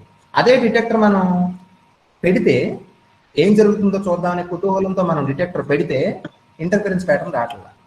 ఏమర్థం అవుతుంది మీకు? ఏం అర్థం కావట్లేదు, నాకు అర్థం అవుతుంది. పాయింట్ ఏంటంటే ఇక్కడ గమనించండి, మీరు కనుక ఫస్ట్ లో ఒక విషయం అన్నారు కదా సార్, ఎలక్ట్రాన్స్ తో ప్రాక్టికల్ చేసిన యంగ్స్ ఎక్స్పెరిమెంట్ ప్రాక్టికల్ చేసినప్పటికీ ప్యాటర్న్ వస్తుంది సార్, అందులో డౌటే లేదని మీరు చెప్పారు. ఎందుకు చెప్పారు? సింపుల్, ఎలక్ట్రాన్స్ కి వేవ్ నేచర్ ఉంది కాబట్టి. వేవ్ నేచర్ ఉన్నప్పుడు ఇంత డిస్కషన్ అనవసరం సార్, మీరు అనవసరంగా మా డేటా వేస్ట్ చేస్తున్నారు. ఎలక్ట్రాన్స్ వేవ్స్ కాబట్టి 2 స్లిట్స్ గుండా వెళ్ళిపోతాయి, వెళ్ళిపోయినప్పుడు సూపర్ అయిపోతాయి, బ్రైట్ డార్క్ ప్యాటర్న్ వస్తుందని అనుకోవచ్చు. కానీ ఇప్పుడు నేను చెప్పింది మీకు అర్థమైందా? అది కనుక నిజంగా ట్రూగా వేవ్ అయ్యి ఉంటే కనుక, ఓకేనా, నేను డిటెక్టర్ పెట్టినా పెట్టకపోయినా సేమ్ ఇంటర్ఫిరెన్స్ రావాలిగా. ఓకేనా, కానీ డిటెక్టర్ పెట్టకపోతే అంటే మనం అబ్జర్వ్ చేయకపోతే వేవ్ ప్యాటర్న్ వస్తుంది, అంటే ఇంటర్ఫిరెన్స్ వస్తుంది. మనం అబ్జర్వ్ చేస్తే ఏం రావట్లేదు? ఇంటర్ఫిరెన్స్ ప్యాటర్న్ రావట్లేదు. ఇది అర్థం కావడానికి ఒక చిన్న ఎగ్జాంపుల్ చెప్తాను మీకు. మనకి తాడేపల్లిగూడెంలో పోలీస్ ఐలాండ్ ఉంది కదా, కాలువతల. ఓకేనా, ట్రాఫిక్ కోర్స్ జనాలు వెళ్తారు కదా, బండ్ల మీద కార్ల మీద వెళ్తుంటారు కదా. ట్రాఫిక్ కానిస్టేబుల్ ఉంటాడు కదా, ఆయన్ని మీరు ఏమనుకుంటారు? డిటెక్టర్ అనుకోండి. అంటే ఆయన అబ్జర్వ్ చేస్తున్నాడు ఏం జరుగుతుందో. ఆయన లేడనుకోండి, మనం మూమెంట్ ఒకలా ఉంటుంది కదా, మనం ఒకలా వెళ్తాం. ఎలాగా? అసలు రూల్స్ అనేది అస్సలు పాటించాం, మన ఇష్టం. రాంగ్ సైడ్ వెళ్ళిపోతాం, లేకపోతే స్పీడ్గా వెళ్ళిపోతాం, ఏదైనా చేసేస్తాం. అంటే ఆయన చూడనప్పుడు రియాలిటీ ఒకలా ఉంది. రియాలిటీ అంటే ఏంటి? మన మూమెంట్. ఓకేనా, అదే ఆయన భోజనానికి వెళ్ళి ఆయన వచ్చేసి మళ్ళీ అక్కడే ఆ పొజిషన్ లో కూర్చున్నాడు, అప్పుడు ఏమవుతుంది చెప్పండి? హెల్మెట్ పెట్టుకుని జాగ్రత్తగా వెళ్ళిపోతాం. హెల్మెట్కి ఇంకా మనంతా సూపర్. అసలు హెల్మెట్ పెట్టేసుకుని రూల్స్ తెగబాడించేసి మనంత గొప్ప వాళ్ళు ఎవరు ఉంటారు ఇంకా. మీరు అబ్జర్వ్ చేయండి. అంటే ఇది ఎలా ఉంది చూడటానికి, ట్రాఫిక్ కానిస్టేబుల్ ఎవరో చూస్తున్నారు కాబట్టి మనం కొంచెం డిసిప్లైన్డ్గా ఉండాలి అని మనకి కాన్షియస్నెస్ ఉండి మనం మన బిహేవియర్ మార్చుకుంటున్నాం. కానీ ఎలక్ట్రాన్స్కి ఏమైనా ప్రాణం ఉందండి? ఎవడో ఒకటి నన్ను డిటెక్ట్ చేస్తున్నాడు, నా సీక్రెట్ బయటపడిపోద్ది, నేను వేవ్ అనే విషయం బయటపడిపోద్ది, కాబట్టి ఎవడో చూస్తున్నాడు కాబట్టి నేను వేవ్ కాదు పార్టికల్లా బిహేవ్ చేసి ప్యాటర్న్ రాకూడదు, ఇది ఇంటర్ఫరెన్స్ ప్యాటర్న్ రాకూడదు. అదే నేను ఎవరు చూడట్లేదు కాబట్టి నా ఇష్టం, నేను వేవ్ లాగా ఉండొచ్చు కాబట్టి ఇంటర్ఫరెన్స్ ప్యాటర్న్ వస్తుంది అన్నట్టు ఉంది. ఇక్కడ పాయింట్, చాలా ముఖ్యమైన పాయింట్ ఏంటంటే ఈ సో కాల్డ్, ఇప్పుడు మీరు అర్థం కాని ఒక రకమైన అయోమయ స్థితిలో ఉన్నారు కదా. మీరే కాదు, మీకు మంచి కంపెనీ ఉంది, చాలా గొప్ప గొప్ప శాస్త్రవేత్తలు, నేను లేకపోతే నాలాంటి టీచర్స్, చాలా గొప్ప గొప్ప రీసెర్చ్ స్కాలర్స్, దీని మీద స్టడీ చేసిన సైంటిస్టులు కూడా ఇప్పుడు మీకు ఏ మైండ్ సెట్ ఉందో అదే మైండ్ సెట్ ఉంది వాళ్ళకి కూడా. కాబట్టి మీరేమీ ఫీల్ అవ్వకండి, అర్థం కాలేదు ఏం బాధపడకండి, ఓకేనా. ఇదే పెద్ద మిస్టరీ అండి. ఏంటంటే పెద్ద మిస్టరీ ఇక్కడ పాయింట్, నేను నెక్స్ట్ ఒక లైన్ పెట్టాను చూడండి. ఏంటంటే రియాలిటీ ఆఫ్ రియాలిటీ అని.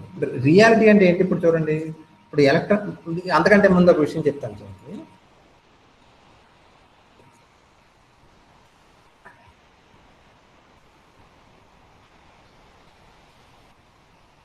చూడండి ఇక్కడ ఒక పాయింట్ అర్థమైందో లేదు మీకు. ఏంటి ఇప్పుడు ఎలక్ట్రాన్ వేవ్గా బిహేవ్ చేయడమా లేకపోతే పార్టికల్లా బిహేవ్ చేయడం అనేది మనం చూస్తున్నామా లేదా అనే దాని మీద డిపెండ్ అవ్వాలా అవ్వకూడదా? డిపెండ్ అవ్వకూడదు.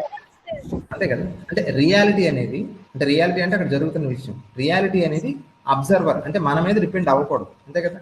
కానీ సైంటిస్టులు ఎక్స్పెరిమెంటల్గా ఇప్పుడు నేను చెప్తున్న విషయాలు మీరు పొరపాటును కూడా ఏమనుకోకండి, పొరపాటును కూడా ఇవేదో సైన్స్ ఫిక్షన్ అని సార్ థియరిటికల్గా చెప్తున్నారు అని అనుకుంటున్నానేమో. 100 ఏళ్ల నుంచి ఇదే దాని మీద ప్రయోగాలు చేస్తున్నారండి సైంటిస్టులు. అంటే ఏంటి, డిటెక్టర్ పెట్టి అబ్జర్వ్ చేస్తున్నారు, డిటెక్టర్ తీసేసి చూస్తున్నారు. ఆశ్చర్యకరంగా ఏమవుతుందంటే డిటెక్టర్ పెట్టినప్పుడేమో అది పార్టికల్ లాగా బిహేవ్ చేస్తుంది, అంటే ప్యాటర్న్ రావట్లేదు. డిటెక్టర్ తీసేస్తేనేమో సడన్గా అది ఏమైపోతుంది, వేవ్లా మారుతుంది. ఏమవుతుంది, వేవ్లా మారి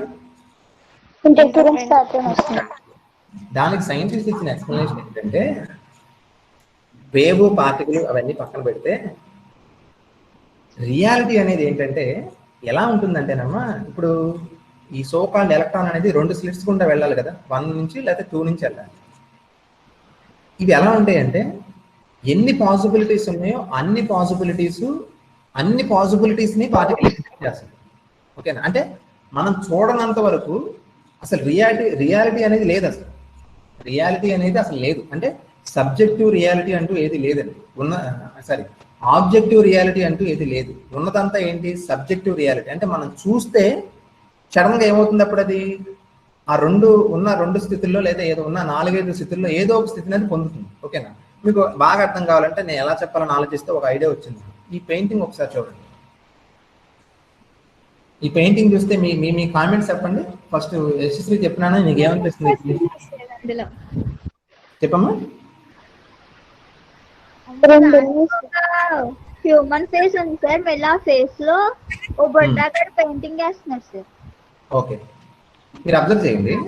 ఇప్పుడు దీన్ని 4-5 చూపిస్తే కొంతమంది ఏమంటారంటే, అఫ్కోర్స్ కొంతమంది తెలివిగల పిల్లలు మీలాంటి వాళ్ళు ఏం చేస్తారంటే, 2 ఇమేజ్లు ఉన్నాయి సార్, ఒక పిల్లోడు ఒక రాయి మీద కూర్చున్నట్టు ఒక ఫోటో, ఒక పెద్ద ఆయన ఫోటో ఉంది అని మీకు రెండు క్యాచ్ చేస్తారు. కానీ నాకేమి ఉండొచ్చు చూడండి, నాకేమనిపిస్తుండొచ్చు, నాకు ఆ పెద్ద ఆయన ఫోటో కనిపించకపోవచ్చు. ఏం కనిపిస్తుండొచ్చు, ఓన్లీ ఒక అబ్బాయి రాయి మీద కూర్చుని ఏదో ఆడుకుంటున్నాడని అనిపిస్తుంది, అంతే కదా. ఇంకో ఆయనకి ఏమనిపించవచ్చు, ఈ కుర్రోడు ఏం కనిపించకుండా ఓన్లీ ఒక పెద్ద ఆయన మొహం మాత్రమే గడ్డంతో కనిపిస్తుంది అని అనుకోవచ్చా కదా. అంటే ఇందులో ఎన్ని పాసిబిలిటీస్ ఉన్నాయి చెప్పండి. మనిషిని బట్టి మనం చూసే విధానం బట్టి చాలా నెంబర్ ఆఫ్ పాసిబిలిటీస్ ఎన్ని ఉన్నాయి? 3 కాదు కదా, 2 కదా. 2 అంటే ఒక పెద్ద ఆయన ఏదో గడ్డంతో ఉన్న ఒక రూపం, ఇంకో కుర్రోడేమో రాయి మీద కూర్చుని ఏదో పెయింటింగ్ చేస్తాం రూపం. మూడోది ఏంటి చెప్పండి? 2 కలిపి సార్. 2 కలిపి ఉన్నది మూడో కింద అనకండి, మామూలుగా రెండు ఆప్షన్స్ అంతే, 2 స్టేట్స్ ఉన్నాయి, ఓకేనా. ఇప్పుడు రియాలిటీ అనేది ఇలాగే ఉంటుందండి. అంటే ఎన్నైతే పాసిబిలిటీస్ ఉన్నాయో అన్ని పాసిబిలిటీస్ అది కలిసిపోయి ఉంటుంది. మనం చూస్తున్నప్పుడు ఏదో ఒకటి బయటపడదు, అదవుతుందా. అంటే ఇప్పుడు ఏమవుతుందంటే ఫండమెంటల్గా చెప్పాలంటే, ఈ సో కాల్డ్ ఫర్ ఎగ్జాంపుల్ ఎలక్ట్రాన్కి 2 స్పిన్స్ ఉంటాయండి. అంటే ఎలా అంటే స్పిన్ అప్ ఉండొచ్చు, స్పిన్ డౌన్ ఉంటుంది. మనం అబ్జర్వ్ చేయనప్పుడు ఎలక్ట్రాన్ ఏ స్టేట్ లో ఉంటుందో చెప్పండి. ఇంటర్ఫరెన్స్ ప్యాటర్న్ ఫామ్ చేస్తుంది సార్.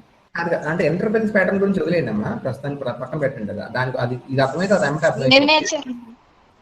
నేనేమన్నాను, ఎలక్ట్రాన్ ఉంటే ఒక ప్రాపర్టీ స్పిన్ ఉంటుంది కదా, ఎలక్ట్రాన్ కి 1/2 కదా దాని స్పిన్. ఆ స్పిన్ 2 రకాలుగా ఉండొచ్చు, స్పిన్ అప్ స్పిన్ డౌన్. తెలుసుగా మీరు కెమిస్ట్రీలో ఎలక్ట్రాన్ కన్ఫిగరేషన్ రాస్తున్నప్పుడు పిఎక్స్ ఆర్బిటాల్లో ఒకటి పైకి వేస్తే ఇంకోటి కిందకి వేస్తారు, తెలుసు కదా. అంటే ఎలక్ట్రాన్ కి రెండు స్పిన్ స్టేట్స్ ఉన్నాయి, ఒకటి అప్ ఇంకోటి డౌన్. నేనేమడుగుతున్నాను మిమ్మల్ని, నాకు కుతూహలం కలిగి ఎలక్ట్రాన్ స్పిన్ అప్ ఉందా డౌన్ ఉందా అని నేను మెజర్ చేయకపోతే నాకు ఆ ఇంట్రెస్ట్ లేదు. మెజర్ చేయకపోతే ఎలక్ట్రాన్ ఏ స్టేట్ లో ఉంటుంది చెప్పండి, అప్ స్టేట్ లో ఉంటుందా డౌన్ స్టేట్ లో ఉంటుందా?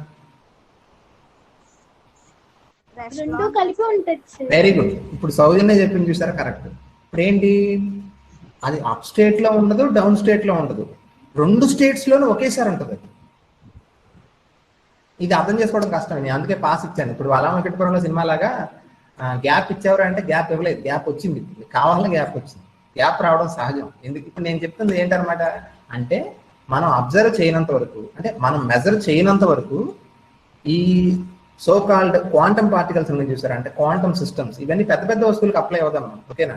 అంటే ఏంటి, ఎలక్ట్రాన్స్ కానీ ప్రోటాన్స్ కానీ న్యూట్రాన్స్ కానీ ఆటమ్స్ కానీ ఇవన్నీ ఎలా ఉంటాయి అంటే అవి ఏ స్థితిలోనే ఉండవు. అంటే రియాలిటీ అనేది ఒకటి ఉండదు. అవి ఏముంటాయి, అన్ని స్థితులు కలగలిసిపోయిన ఒక స్థితిలో ఉంటాయి. మనం మెజర్ చేసినప్పుడు ఏదో ఒక స్థితి బయటకు వస్తుంది. అంటే ఇప్పుడు చూడండి, నాకేమనిపించింది అంటే, నాకు ఆ నేను ఫస్ట్ టైం చూసినప్పుడు ఈ ఫోటో, ఆ పెద్ద ఆయన ఫోటో నాకు కనిపించలేదు. నాకేం కనిపించింది అంటే, కుర్రోడు రాయి మీద కూర్చుని ఒక పెయింటింగ్ వేస్తున్న స్టేటే కనిపించింది నాకు. ఇంకో వాళ్ళకి ఏం కనిపించుండొచ్చు, కుర్రోడు కనిపించలేదు, ఓ పెద్ద ఆయన ఒక గడ్డంతో కనిపించుండొచ్చు. కాబట్టి కానీ మనం మెజర్ చేయనప్పుడు, మనం చూడనప్పుడు ఏమున్నాయి అందులో, 2 ఉన్నాయి. ఓకేనా? అంటే ఎలక్ట్రాన్ యొక్క స్పిన్ ని నువ్వు డిటెక్ట్ చేయనంత వరకు electron exist in super position state. Electron అనేది ఒక సూపర్ పొజిషన్ స్టేట్ లో ఉంటుంది. ఏ స్టేట్ లో అది, with both states, spin up spin down కలిసిపోయిన ఒక స్టేట్ లో ఉంటుంది. మనం మెజర్ చేస్తున్నప్పుడు ఏదో ఒక స్టేట్ మేనిఫెస్ట్ అవుతుంది. ఇప్పుడు నేను ఇందాక చెప్పాను చూసారా, ఒక ఎలక్ట్రాన్ 2 స్లిట్స్ లోంచి ఎలా పాస్ అవుతుందంటే, దాని వేవ్ నేచర్ని బట్టి ఎక్స్ప్లెయిన్ చేయకూడదండి. ఏమవుతుందంటే, దానికి 2 ఆప్షన్స్ ఉన్నాయి. ఏంటి 2 ఆప్షన్స్, స్లిట్ 1 లోంచి వెళ్ళటం ఒక ఆప్షన్ అయితే, స్లిట్ 2 లోంచి వెళ్ళటం ఇంకో ఆప్షన్. ఇప్పుడు మీరు చెప్పండి, మీరు అబ్జర్వ్ చేయట్లా, అంటే మీరు డిటెక్ట్ చేయట్లా, అంటే ఈ స్లైడ్ పెడతాం సార్, మీరు డిటెక్ట్ చేయట్లేదు. డిటెక్ట్ చేయనప్పుడు ఎలక్ట్రాన్ ఏ స్థితిలో ఉంటుంది చెప్పండి? 2 స్థితుల్లోనే ఉండొచ్చు సార్. అంటే 2 స్థితిలో ఉంటుందంటే అర్థం ఏంటి, ఇండైరెక్ట్ గా స్లిట్ 1 లోంచి వెళ్తుంది, స్లిట్ 2 లోంచి కూడా వెళ్ళిపోతుంది ఒకేసారి. అంటే ఇప్పుడు మీకు పురాణాలు చెప్తారు చూసారా, అదే పదాలు వాడకూడదు కానీ, నేను ఇప్పుడు ఒక వస్తువు ఒక టైంలో ఒక చోటే ఉండగలదని మన నమ్మకం, అంతే కదా. నిజ జీవితంలో అది కరెక్టే. కానీ మైక్రోస్కోపిక్ గా క్వాంటమ్ మెకానిక్స్ లో, అంటే సబటామిక్ వరల్డ్ లో రూల్స్ చాలా విచిత్రంగా ఉంటాయి. మీకు ఆల్రెడీ చెప్పాను, మ్యాక్రో వరల్డ్ ఉన్నట్టుగా మైక్రో వరల్డ్ ఉండదు. మ్యాక్రో వరల్డ్ కామన్ సెన్స్ తగ్గట్టుగా ఉంటుంది. మైక్రో వరల్డ్ అంటే ఎలక్ట్రాన్స్ ప్రోటాన్స్ న్యూట్రాన్స్ ఆటమ్స్ అనేవి చాలా వియర్డ్ గా బిహేవ్ చేస్తాయి. అందుకే క్వాంటమ్ మెకానిక్స్ నేనేం పిలుచుకుంటానంటే క్రేజీ మెకానిక్స్ అని పిలుస్తాను. చాలా విచిత్రమైన సబ్జెక్ట్ అది.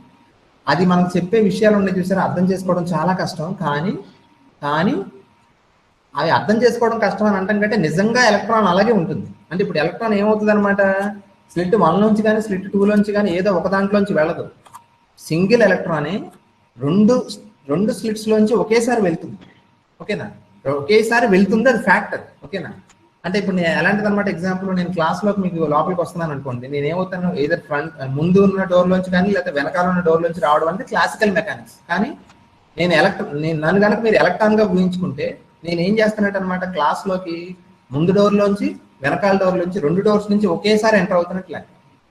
కానీ నేను ఎప్పుడైతే వీడు ఇలా 2 డోర్లోంచి ఎలా వస్తున్నాడని మీరు ఎవరన్నా డిటెక్ట్ చేయడానికి ట్రై చేశారనుకోండి, అప్పుడు ఏమైపోద్ది తెలుసా, నా వేవ్ ఫంక్షన్ కొలాప్స్ అయిపోద్ది. కొలాప్స్ అయిపోయి నేను ఏమవుతానప్పుడు ఏదో ఒక డోర్లోంచే వస్తాను. ఓకేనా? కాబట్టి ఎలక్ట్రాన్స్ కూడా ఏం చేస్తాయి అంటే, ఎలక్ట్రాన్స్ అని కాదమ్మా, ఈ సోకాల్డ్ ఫండమెంటల్ పార్టికల్స్ అంటే ఈ సోకాల్డ్ క్వాంటమ్ సిస్టమ్స్ అన్నీ కూడా ఎలా ఉంటాయి అంటే, వాటికంటూ ఒక స్థితి అంటూ ఉండదు. ఎన్నైతే పాసిబిలిటీస్ ఉన్నాయో ఈ సందర్భంలో యంగ్స్ డబుల్ స్లిట్ ఎక్స్పెరిమెంట్లో అయితే 2 స్లిట్స్ కాదు. ఇప్పుడు ఫర్ ఎగ్జాంపుల్ మీరు 3 స్లిట్లు పెట్టారనుకోండి ఇదే ప్రయోగంలో, ఏమవుతుందో తెలుసా, అప్పుడు కూడా ఇంటర్ఫిరెన్స్ వస్తుంది. ఎప్పుడు నువ్వు డిటెక్ట్ చేయనప్పుడు.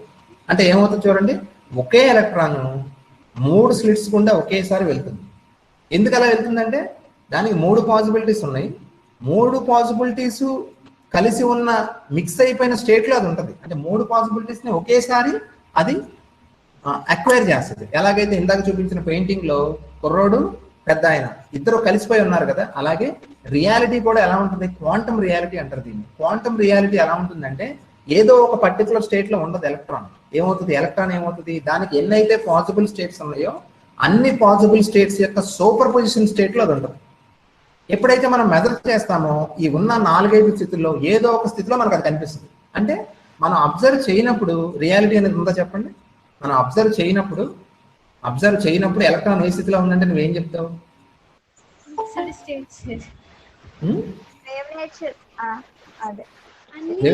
మనం అబ్జర్వ్ చేయనప్పుడు ఎలక్ట్రాన్ ఏ స్థితిలో ఉంది?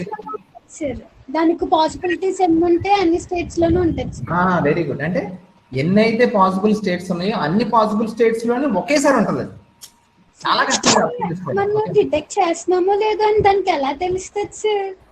ఇప్పుడు ఈ ప్రశ్నలు చేస్తున్నావు కదా, ఈ ప్రశ్నలు వేయకూడదు. నేను ఆల్రెడీ చెప్పాను. నేను ఈ ప్రశ్నలు ఏ విధంగా ఇప్పుడు అమాయకంగా మన సౌజన్య అడుగుతున్న ప్రశ్నని కొన్ని వేలాది మంది రీసెర్చ్ స్కాలర్స్ సైంటిస్టులు వాళ్ళ కాళ్ళు వేసుకుంటున్నారు, పెద్ద పెద్ద సైంటిస్టులని వేస్తున్నారు, కానీ దానికి ఆన్సర్ దొరకట్లేదు. ఓకేనా, మనం డిటెక్ట్ చేస్తున్నట్టు దానికి ఎలా తెలిసిపోతుంది సార్? అదంతా అనవసరం.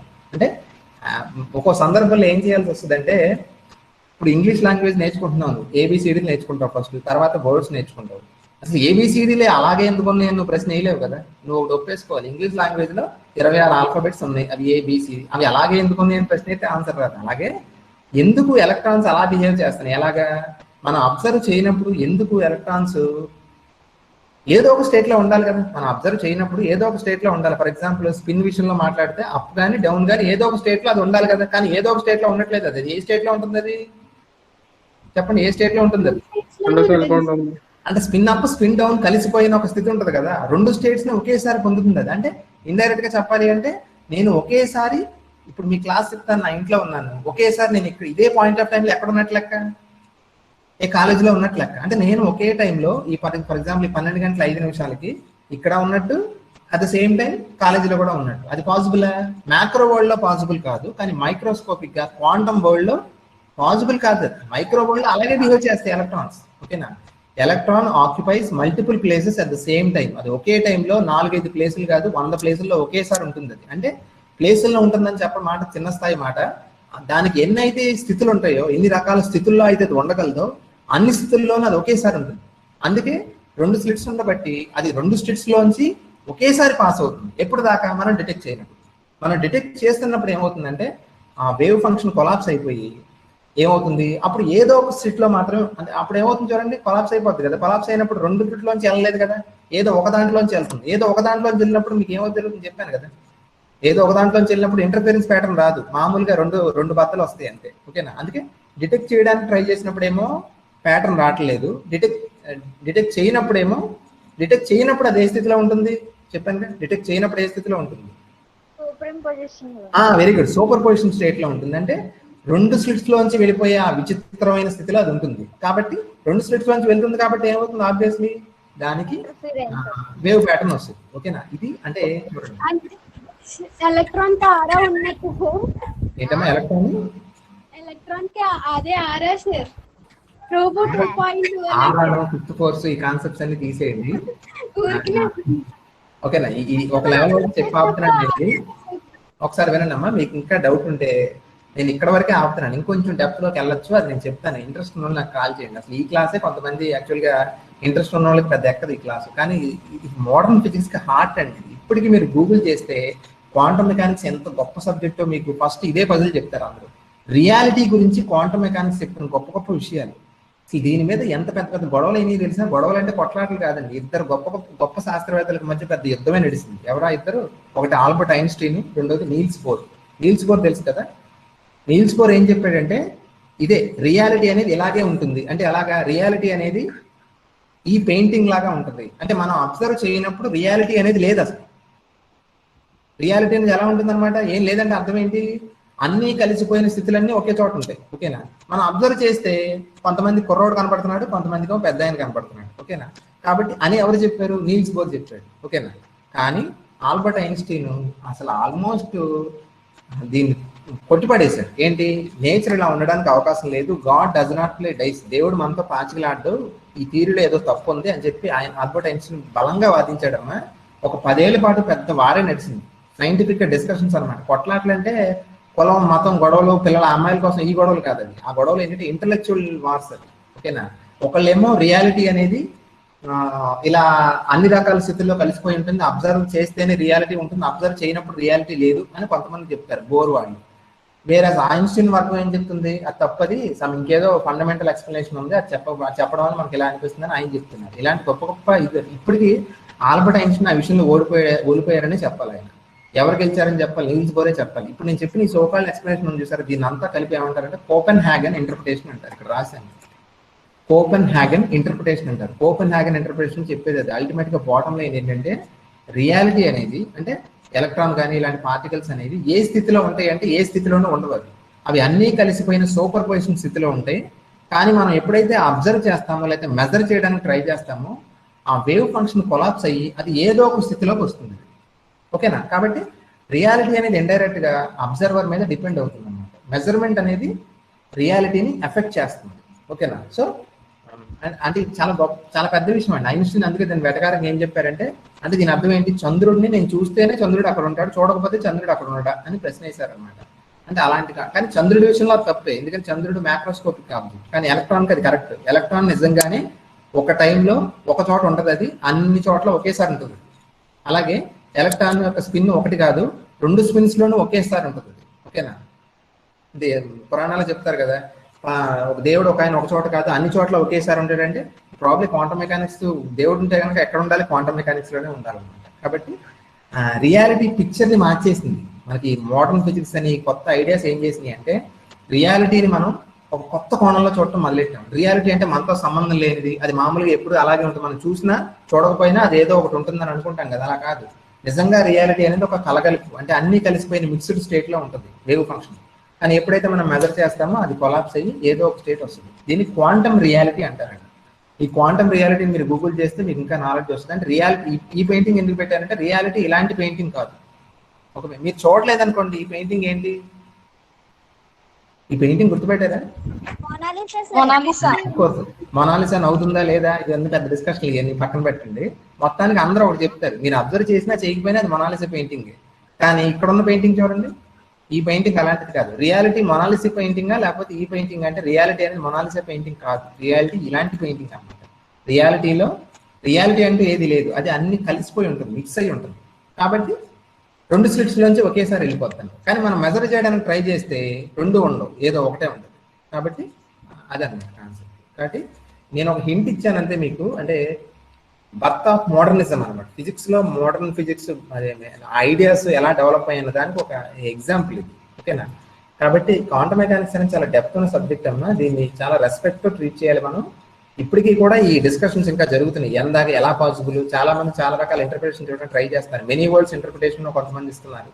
కానీ ఇవన్నీ కూడా ఏంటంటే ఫండమెంటల్ గా అది ఎలా జరుగుతుందో అర్థం చేసుకోవడం కష్టం. కానీ ఒకటి మాత్రం షూర్, నేను ఆల్రెడీ చెప్పాను మీకు, క్వాంటమ్ మెకానిక్స్ చెప్పే ఈ విషయాలు మనకు అర్థం చేసుకోవడానికి కష్టంగా ఉన్నప్పటికీ కూడా the most accurate theory quantum mechanics. దాంతో ఆర్గ్యూ చేయలేరు ఎవరు కూడా. ఆర్గ్యూ చేసిన వ్యక్తి ఉన్నారు, ఆల్బర్ట్ ఐన్స్టీన్, ఆయన ఓడిపోయారు. కాబట్టి మీరు ఆర్గ్యూ చేయకండి. ఇప్పుడు ఇంటర్నెట్ కానీ ఇప్పుడు మనం అనుభవిస్తున్న టెక్నాలజీ అంతా కూడా ఈ క్వాంటమ్ మెకానిక్స్ పెట్టిన భిక్షే. కాబట్టి ఫండమెంటల్ గా దాన్ని అర్థం చేసుకోవడం కష్టమేమొచ్చేమో కానీ అది చెప్పే క్వాంటిటేటివ్ ప్రిడిక్షన్స్ కానీ ఇవన్నీ కూడా ఎక్స్పెరిమెంటల్ గా టైం అండ్ అగైన్ వెరిఫై అయిపోయింది. కాబట్టి వాటిని మనం క్వశ్చన్ చేయలేం. ఓకేనా, కాబట్టి ఇక్కడతో నేను కంక్లూడ్ చేస్తున్నాను. నెక్స్ట్ క్లాస్ అంటే నేను రేపు మధ్యాహ్నం తీసుకుంటానమ్మా. రేపు మధ్యాహ్నం ఏ క్లాస్ మొదలెడతానంటే నేను నెక్స్ట్ లెక్చర్లో సూపర్ కండక్టివిటీ స్టార్ట్ చేస్తాను. ఓకేనా, సూపర్ కండక్టివిటీ కూడా మనకు చిన్న చాప్టరే, అది టైం పట్టదు, ఒక 2-3 క్లాసులు అయిపోతుంది. ఓకేనా, ఎందుకు రేపు తీసుకుంటున్నానంటే కంటిన్యూటీ మిస్ అవుతుంది. రేపు రెగ్యులర్ క్లాస్ లేదు కాబట్టి మధ్యాహ్నం 3 to 4 పెడతాను, మీకు ఇన్విటేషన్ పంపిస్తాను, అది అటెండ్ అవ్వండి. కాబట్టి ఈ వీక్ లో మనకి సూపర్ కండక్టివిటీ కూడా కంప్లీట్ అవుతుంది. ఓకేనా, ఓకే సార్. ఒక్కసారి అండి, క్వాంటమ్ రియాలిటీలో ఇప్పుడు మనం అనుకుంటున్న ఆ సూపర్ పొజిషన్ స్టేట్ అనే దాన్ని అర్థం చేసుకోవడానికి ఇంకో చిన్న ఎనాలజీ. మనందరికీ తెలుసు, మనం ఏదైనా ఫర్ ఎగ్జాంపుల్ మీరు క్రికెట్ మ్యాచ్ ఆడేటప్పుడు కాయిన్ టాస్ చేశారనుకోండి, అంటే ఇప్పుడు ఈ క్వాంటమ్ సిస్టమ్ అయిన ఎలక్ట్రాన్ని ఐఎమ్ కంపేరింగ్ ఇట్ విత్ కాయిన్తో కంపేర్ చేస్తున్నాను. కాయిన్ని మనం టాస్ చేసినప్పుడు అది గాలిలో తిరుగుతున్నప్పుడు హెడ్ కానీ టెయిల్ కానీ ఏ ఒక్క స్టేట్లోనూ ఉండదు. హెడ్ అండ్ టెయిల్ రెండూ కలిసిన ఒక సూపర్ పొజిషన్ స్టేట్లో ఆ కాయిన్ ఉంటుంది. కాయిన్కి అంటే ఎలక్ట్రాన్కి ఎలాగైతే మల్టిపుల్ స్టేట్స్ ఉంటాయో కాయిన్కి 2 స్టేట్స్ ఉన్నాయి, ఒకటి హెడ్, రెండోది టెయిల్. కానీ అది గాల్లో తిరుగుతున్నప్పుడు అంటే నేను కాయిన్ టాస్ చేసినప్పుడు it is neither in a head state nor in a tail state but exist in a superposition state of both head and tail. కానీ ఎప్పుడైతే అది తిరగడం కంప్లీట్ అయ్యి నేల మీద పడిన తర్వాత మనం మెజర్ చేస్తాము, అంటే టాస్ రిజల్ట్ ఏంటో చూస్తున్నప్పుడు మనం మెజర్ చేస్తున్నాం కాబట్టి మనం మెజర్ చేస్తున్నప్పుడు ఎయిదర్ హెడ్ ఆర్ టైల్ వస్తుంది. సేమ్ ఈ ఎగ్జాంపుల్తో మనం ఏం అర్థం చేసుకోవచ్చు అంటే ఒక క్వాంటమ్ సిస్టమ్ అంటే ఒక ఎలక్ట్రాన్ అంటే ఒక క్వాంటమ్ సిస్టమ్ తీసుకున్నప్పుడు అది ఏ పర్టికులర్ స్టేట్లోనూ ఉండదు. It exist in a super position state. అంటే అది ఎలా ఉంటుందంటే పాసిబిలిటీస్ అన్నీ కలిసిన ఒక హైపోథెటికల్ సూపర్ పొజిషన్ స్టేట్లో అది ఎగ్జిస్ట్ అవుతుంది. అలాంటి స్టేట్ని మనం మెజర్ చేయడానికి ట్రై చేసినప్పుడు ఆ ఉన్న పాసిబిలిటీస్లో ఒక పాసిబిలిటీ రియాలిటీగా మారుతుంది. అంటే రియాలిటీ అంటూ అంటే ఒక అబ్సల్యూట్ రియాలిటీ అంటూ ఏది లేదు, ఆబ్జెక్టివ్ రియాలిటీ అంటూ ఏది లేదు. Quantum reality point of view చూస్తే అంటే క్వాంటమ్ మెకానిక్స్లో there is no objective reality. Reality exist as a set of possibilities. Exist అయ్యేవి ఏంటంటే సెట్ ఆఫ్ పాసిబిలిటీస్ అన్నీ కూడా కలిసి కోఎగ్జిస్ట్ అవుతాయి. మనం మెజర్ చేయడానికి ట్రై చేసినప్పుడు ఏదో ఒక పాసిబిలిటీ రియాలిటీగా మారుతుంది అన్నమాట. కాబట్టి దీన్ని బట్టి మనం తెలుసుకోవాల్సింది ఒకటే, క్వాంటమ్ పర్స్పెక్టివ్లో రియాలిటీ వేరు, మన క్లాసికల్గా రియాలిటీ వేరండి. మనం ఇలాంటి విషయాలను మనం క్లాసికల్గా ఎందుకు ఎక్స్పీరియన్స్ చేయలేకపోతున్నామంటే we're living in a macro world. కాబట్టి మైక్రోస్కోపిక్గా ఈ subatomic particles electrons, protons, neutrons or atoms even for that matter ఇవన్నీ కూడా they are governed by quantum laws. కాబట్టి వాటి యొక్క బిహేవియర్ ఎలా ఉంటుందంటే they are governed by quantum laws. కాబట్టి ఎలక్ట్రాన్ అనేది ఒక పర్టికులర్ పాయింట్ ఆఫ్ టైంలో అంటే ఒకే టైంలో మల్టిపుల్ ప్లేసెస్లో ఒకేసారి ఉంటుంది. It exist, it occupies different places at the same time. ఒక పొజిషన్ గురించే కాదు, ఇప్పుడు నేను చెప్పినట్టుగా డిఫరెంట్ స్టేట్స్, స్పిన్ స్టేట్స్ కానీ లేకపోతే వేరే అదర్ స్టేట్స్ ఏవైనా సరే ఎన్ని స్టేట్స్లో అయితే పాసిబిలిటీస్ ఉన్నాయో, ఎన్ని స్టేట్స్లో అయితే ఉండగలదో అన్ని స్టేట్స్లోనూ సూపర్ పోజ్ అయ్యేలాగా అది ఉంటుంది. ఆ సూపర్ పొజిషన్ స్టేట్ని అఫ్కోర్స్ మనం వేవ్ ఫంక్షన్లో డిస్క్రైబ్ చేస్తాం.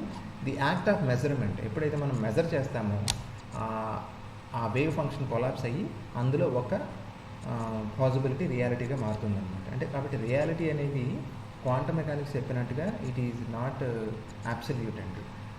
నిజంగా చెప్పాలంటే మైక్రోస్కోపిక్గా మనం ఎందుకు ఎలక్ట్రాన్ని అలాగా ఒక డెఫినెట్ స్టేట్లో ఎందుకు మనం ఊహించుకోలేకపోతున్నాం అంటే నిజంగానే ఎలక్ట్రాన్స్ అంటే for that matter quantum system అనేది ఎలక్ట్రాన్ అనేది ఒక పర్టికులర్ పాయింట్ ఆఫ్ టైంలో ఒక చోట ఉండదండి. అది మల్టిపుల్ ప్లేస్లో ఒకేసారి ఉంటుంది. దాని ఎగ్జిస్టెన్సే అలా ఉంటుంది. అది మనం అర్థం చేసుకోవడానికి కష్టమైనప్పటికీ కూడా we have to get used to it. దాన్ని అలవాటు పడాలి ఆ రకమైన ఆలోచన విధానానికి.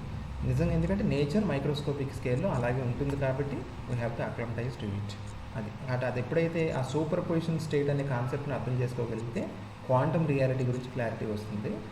కాబట్టి అప్పుడు మనం క్వాంటమ్ మెకానిక్స్ మీద కొంచెం గ్రిప్ అటైన్ చేయగలుగుతాం.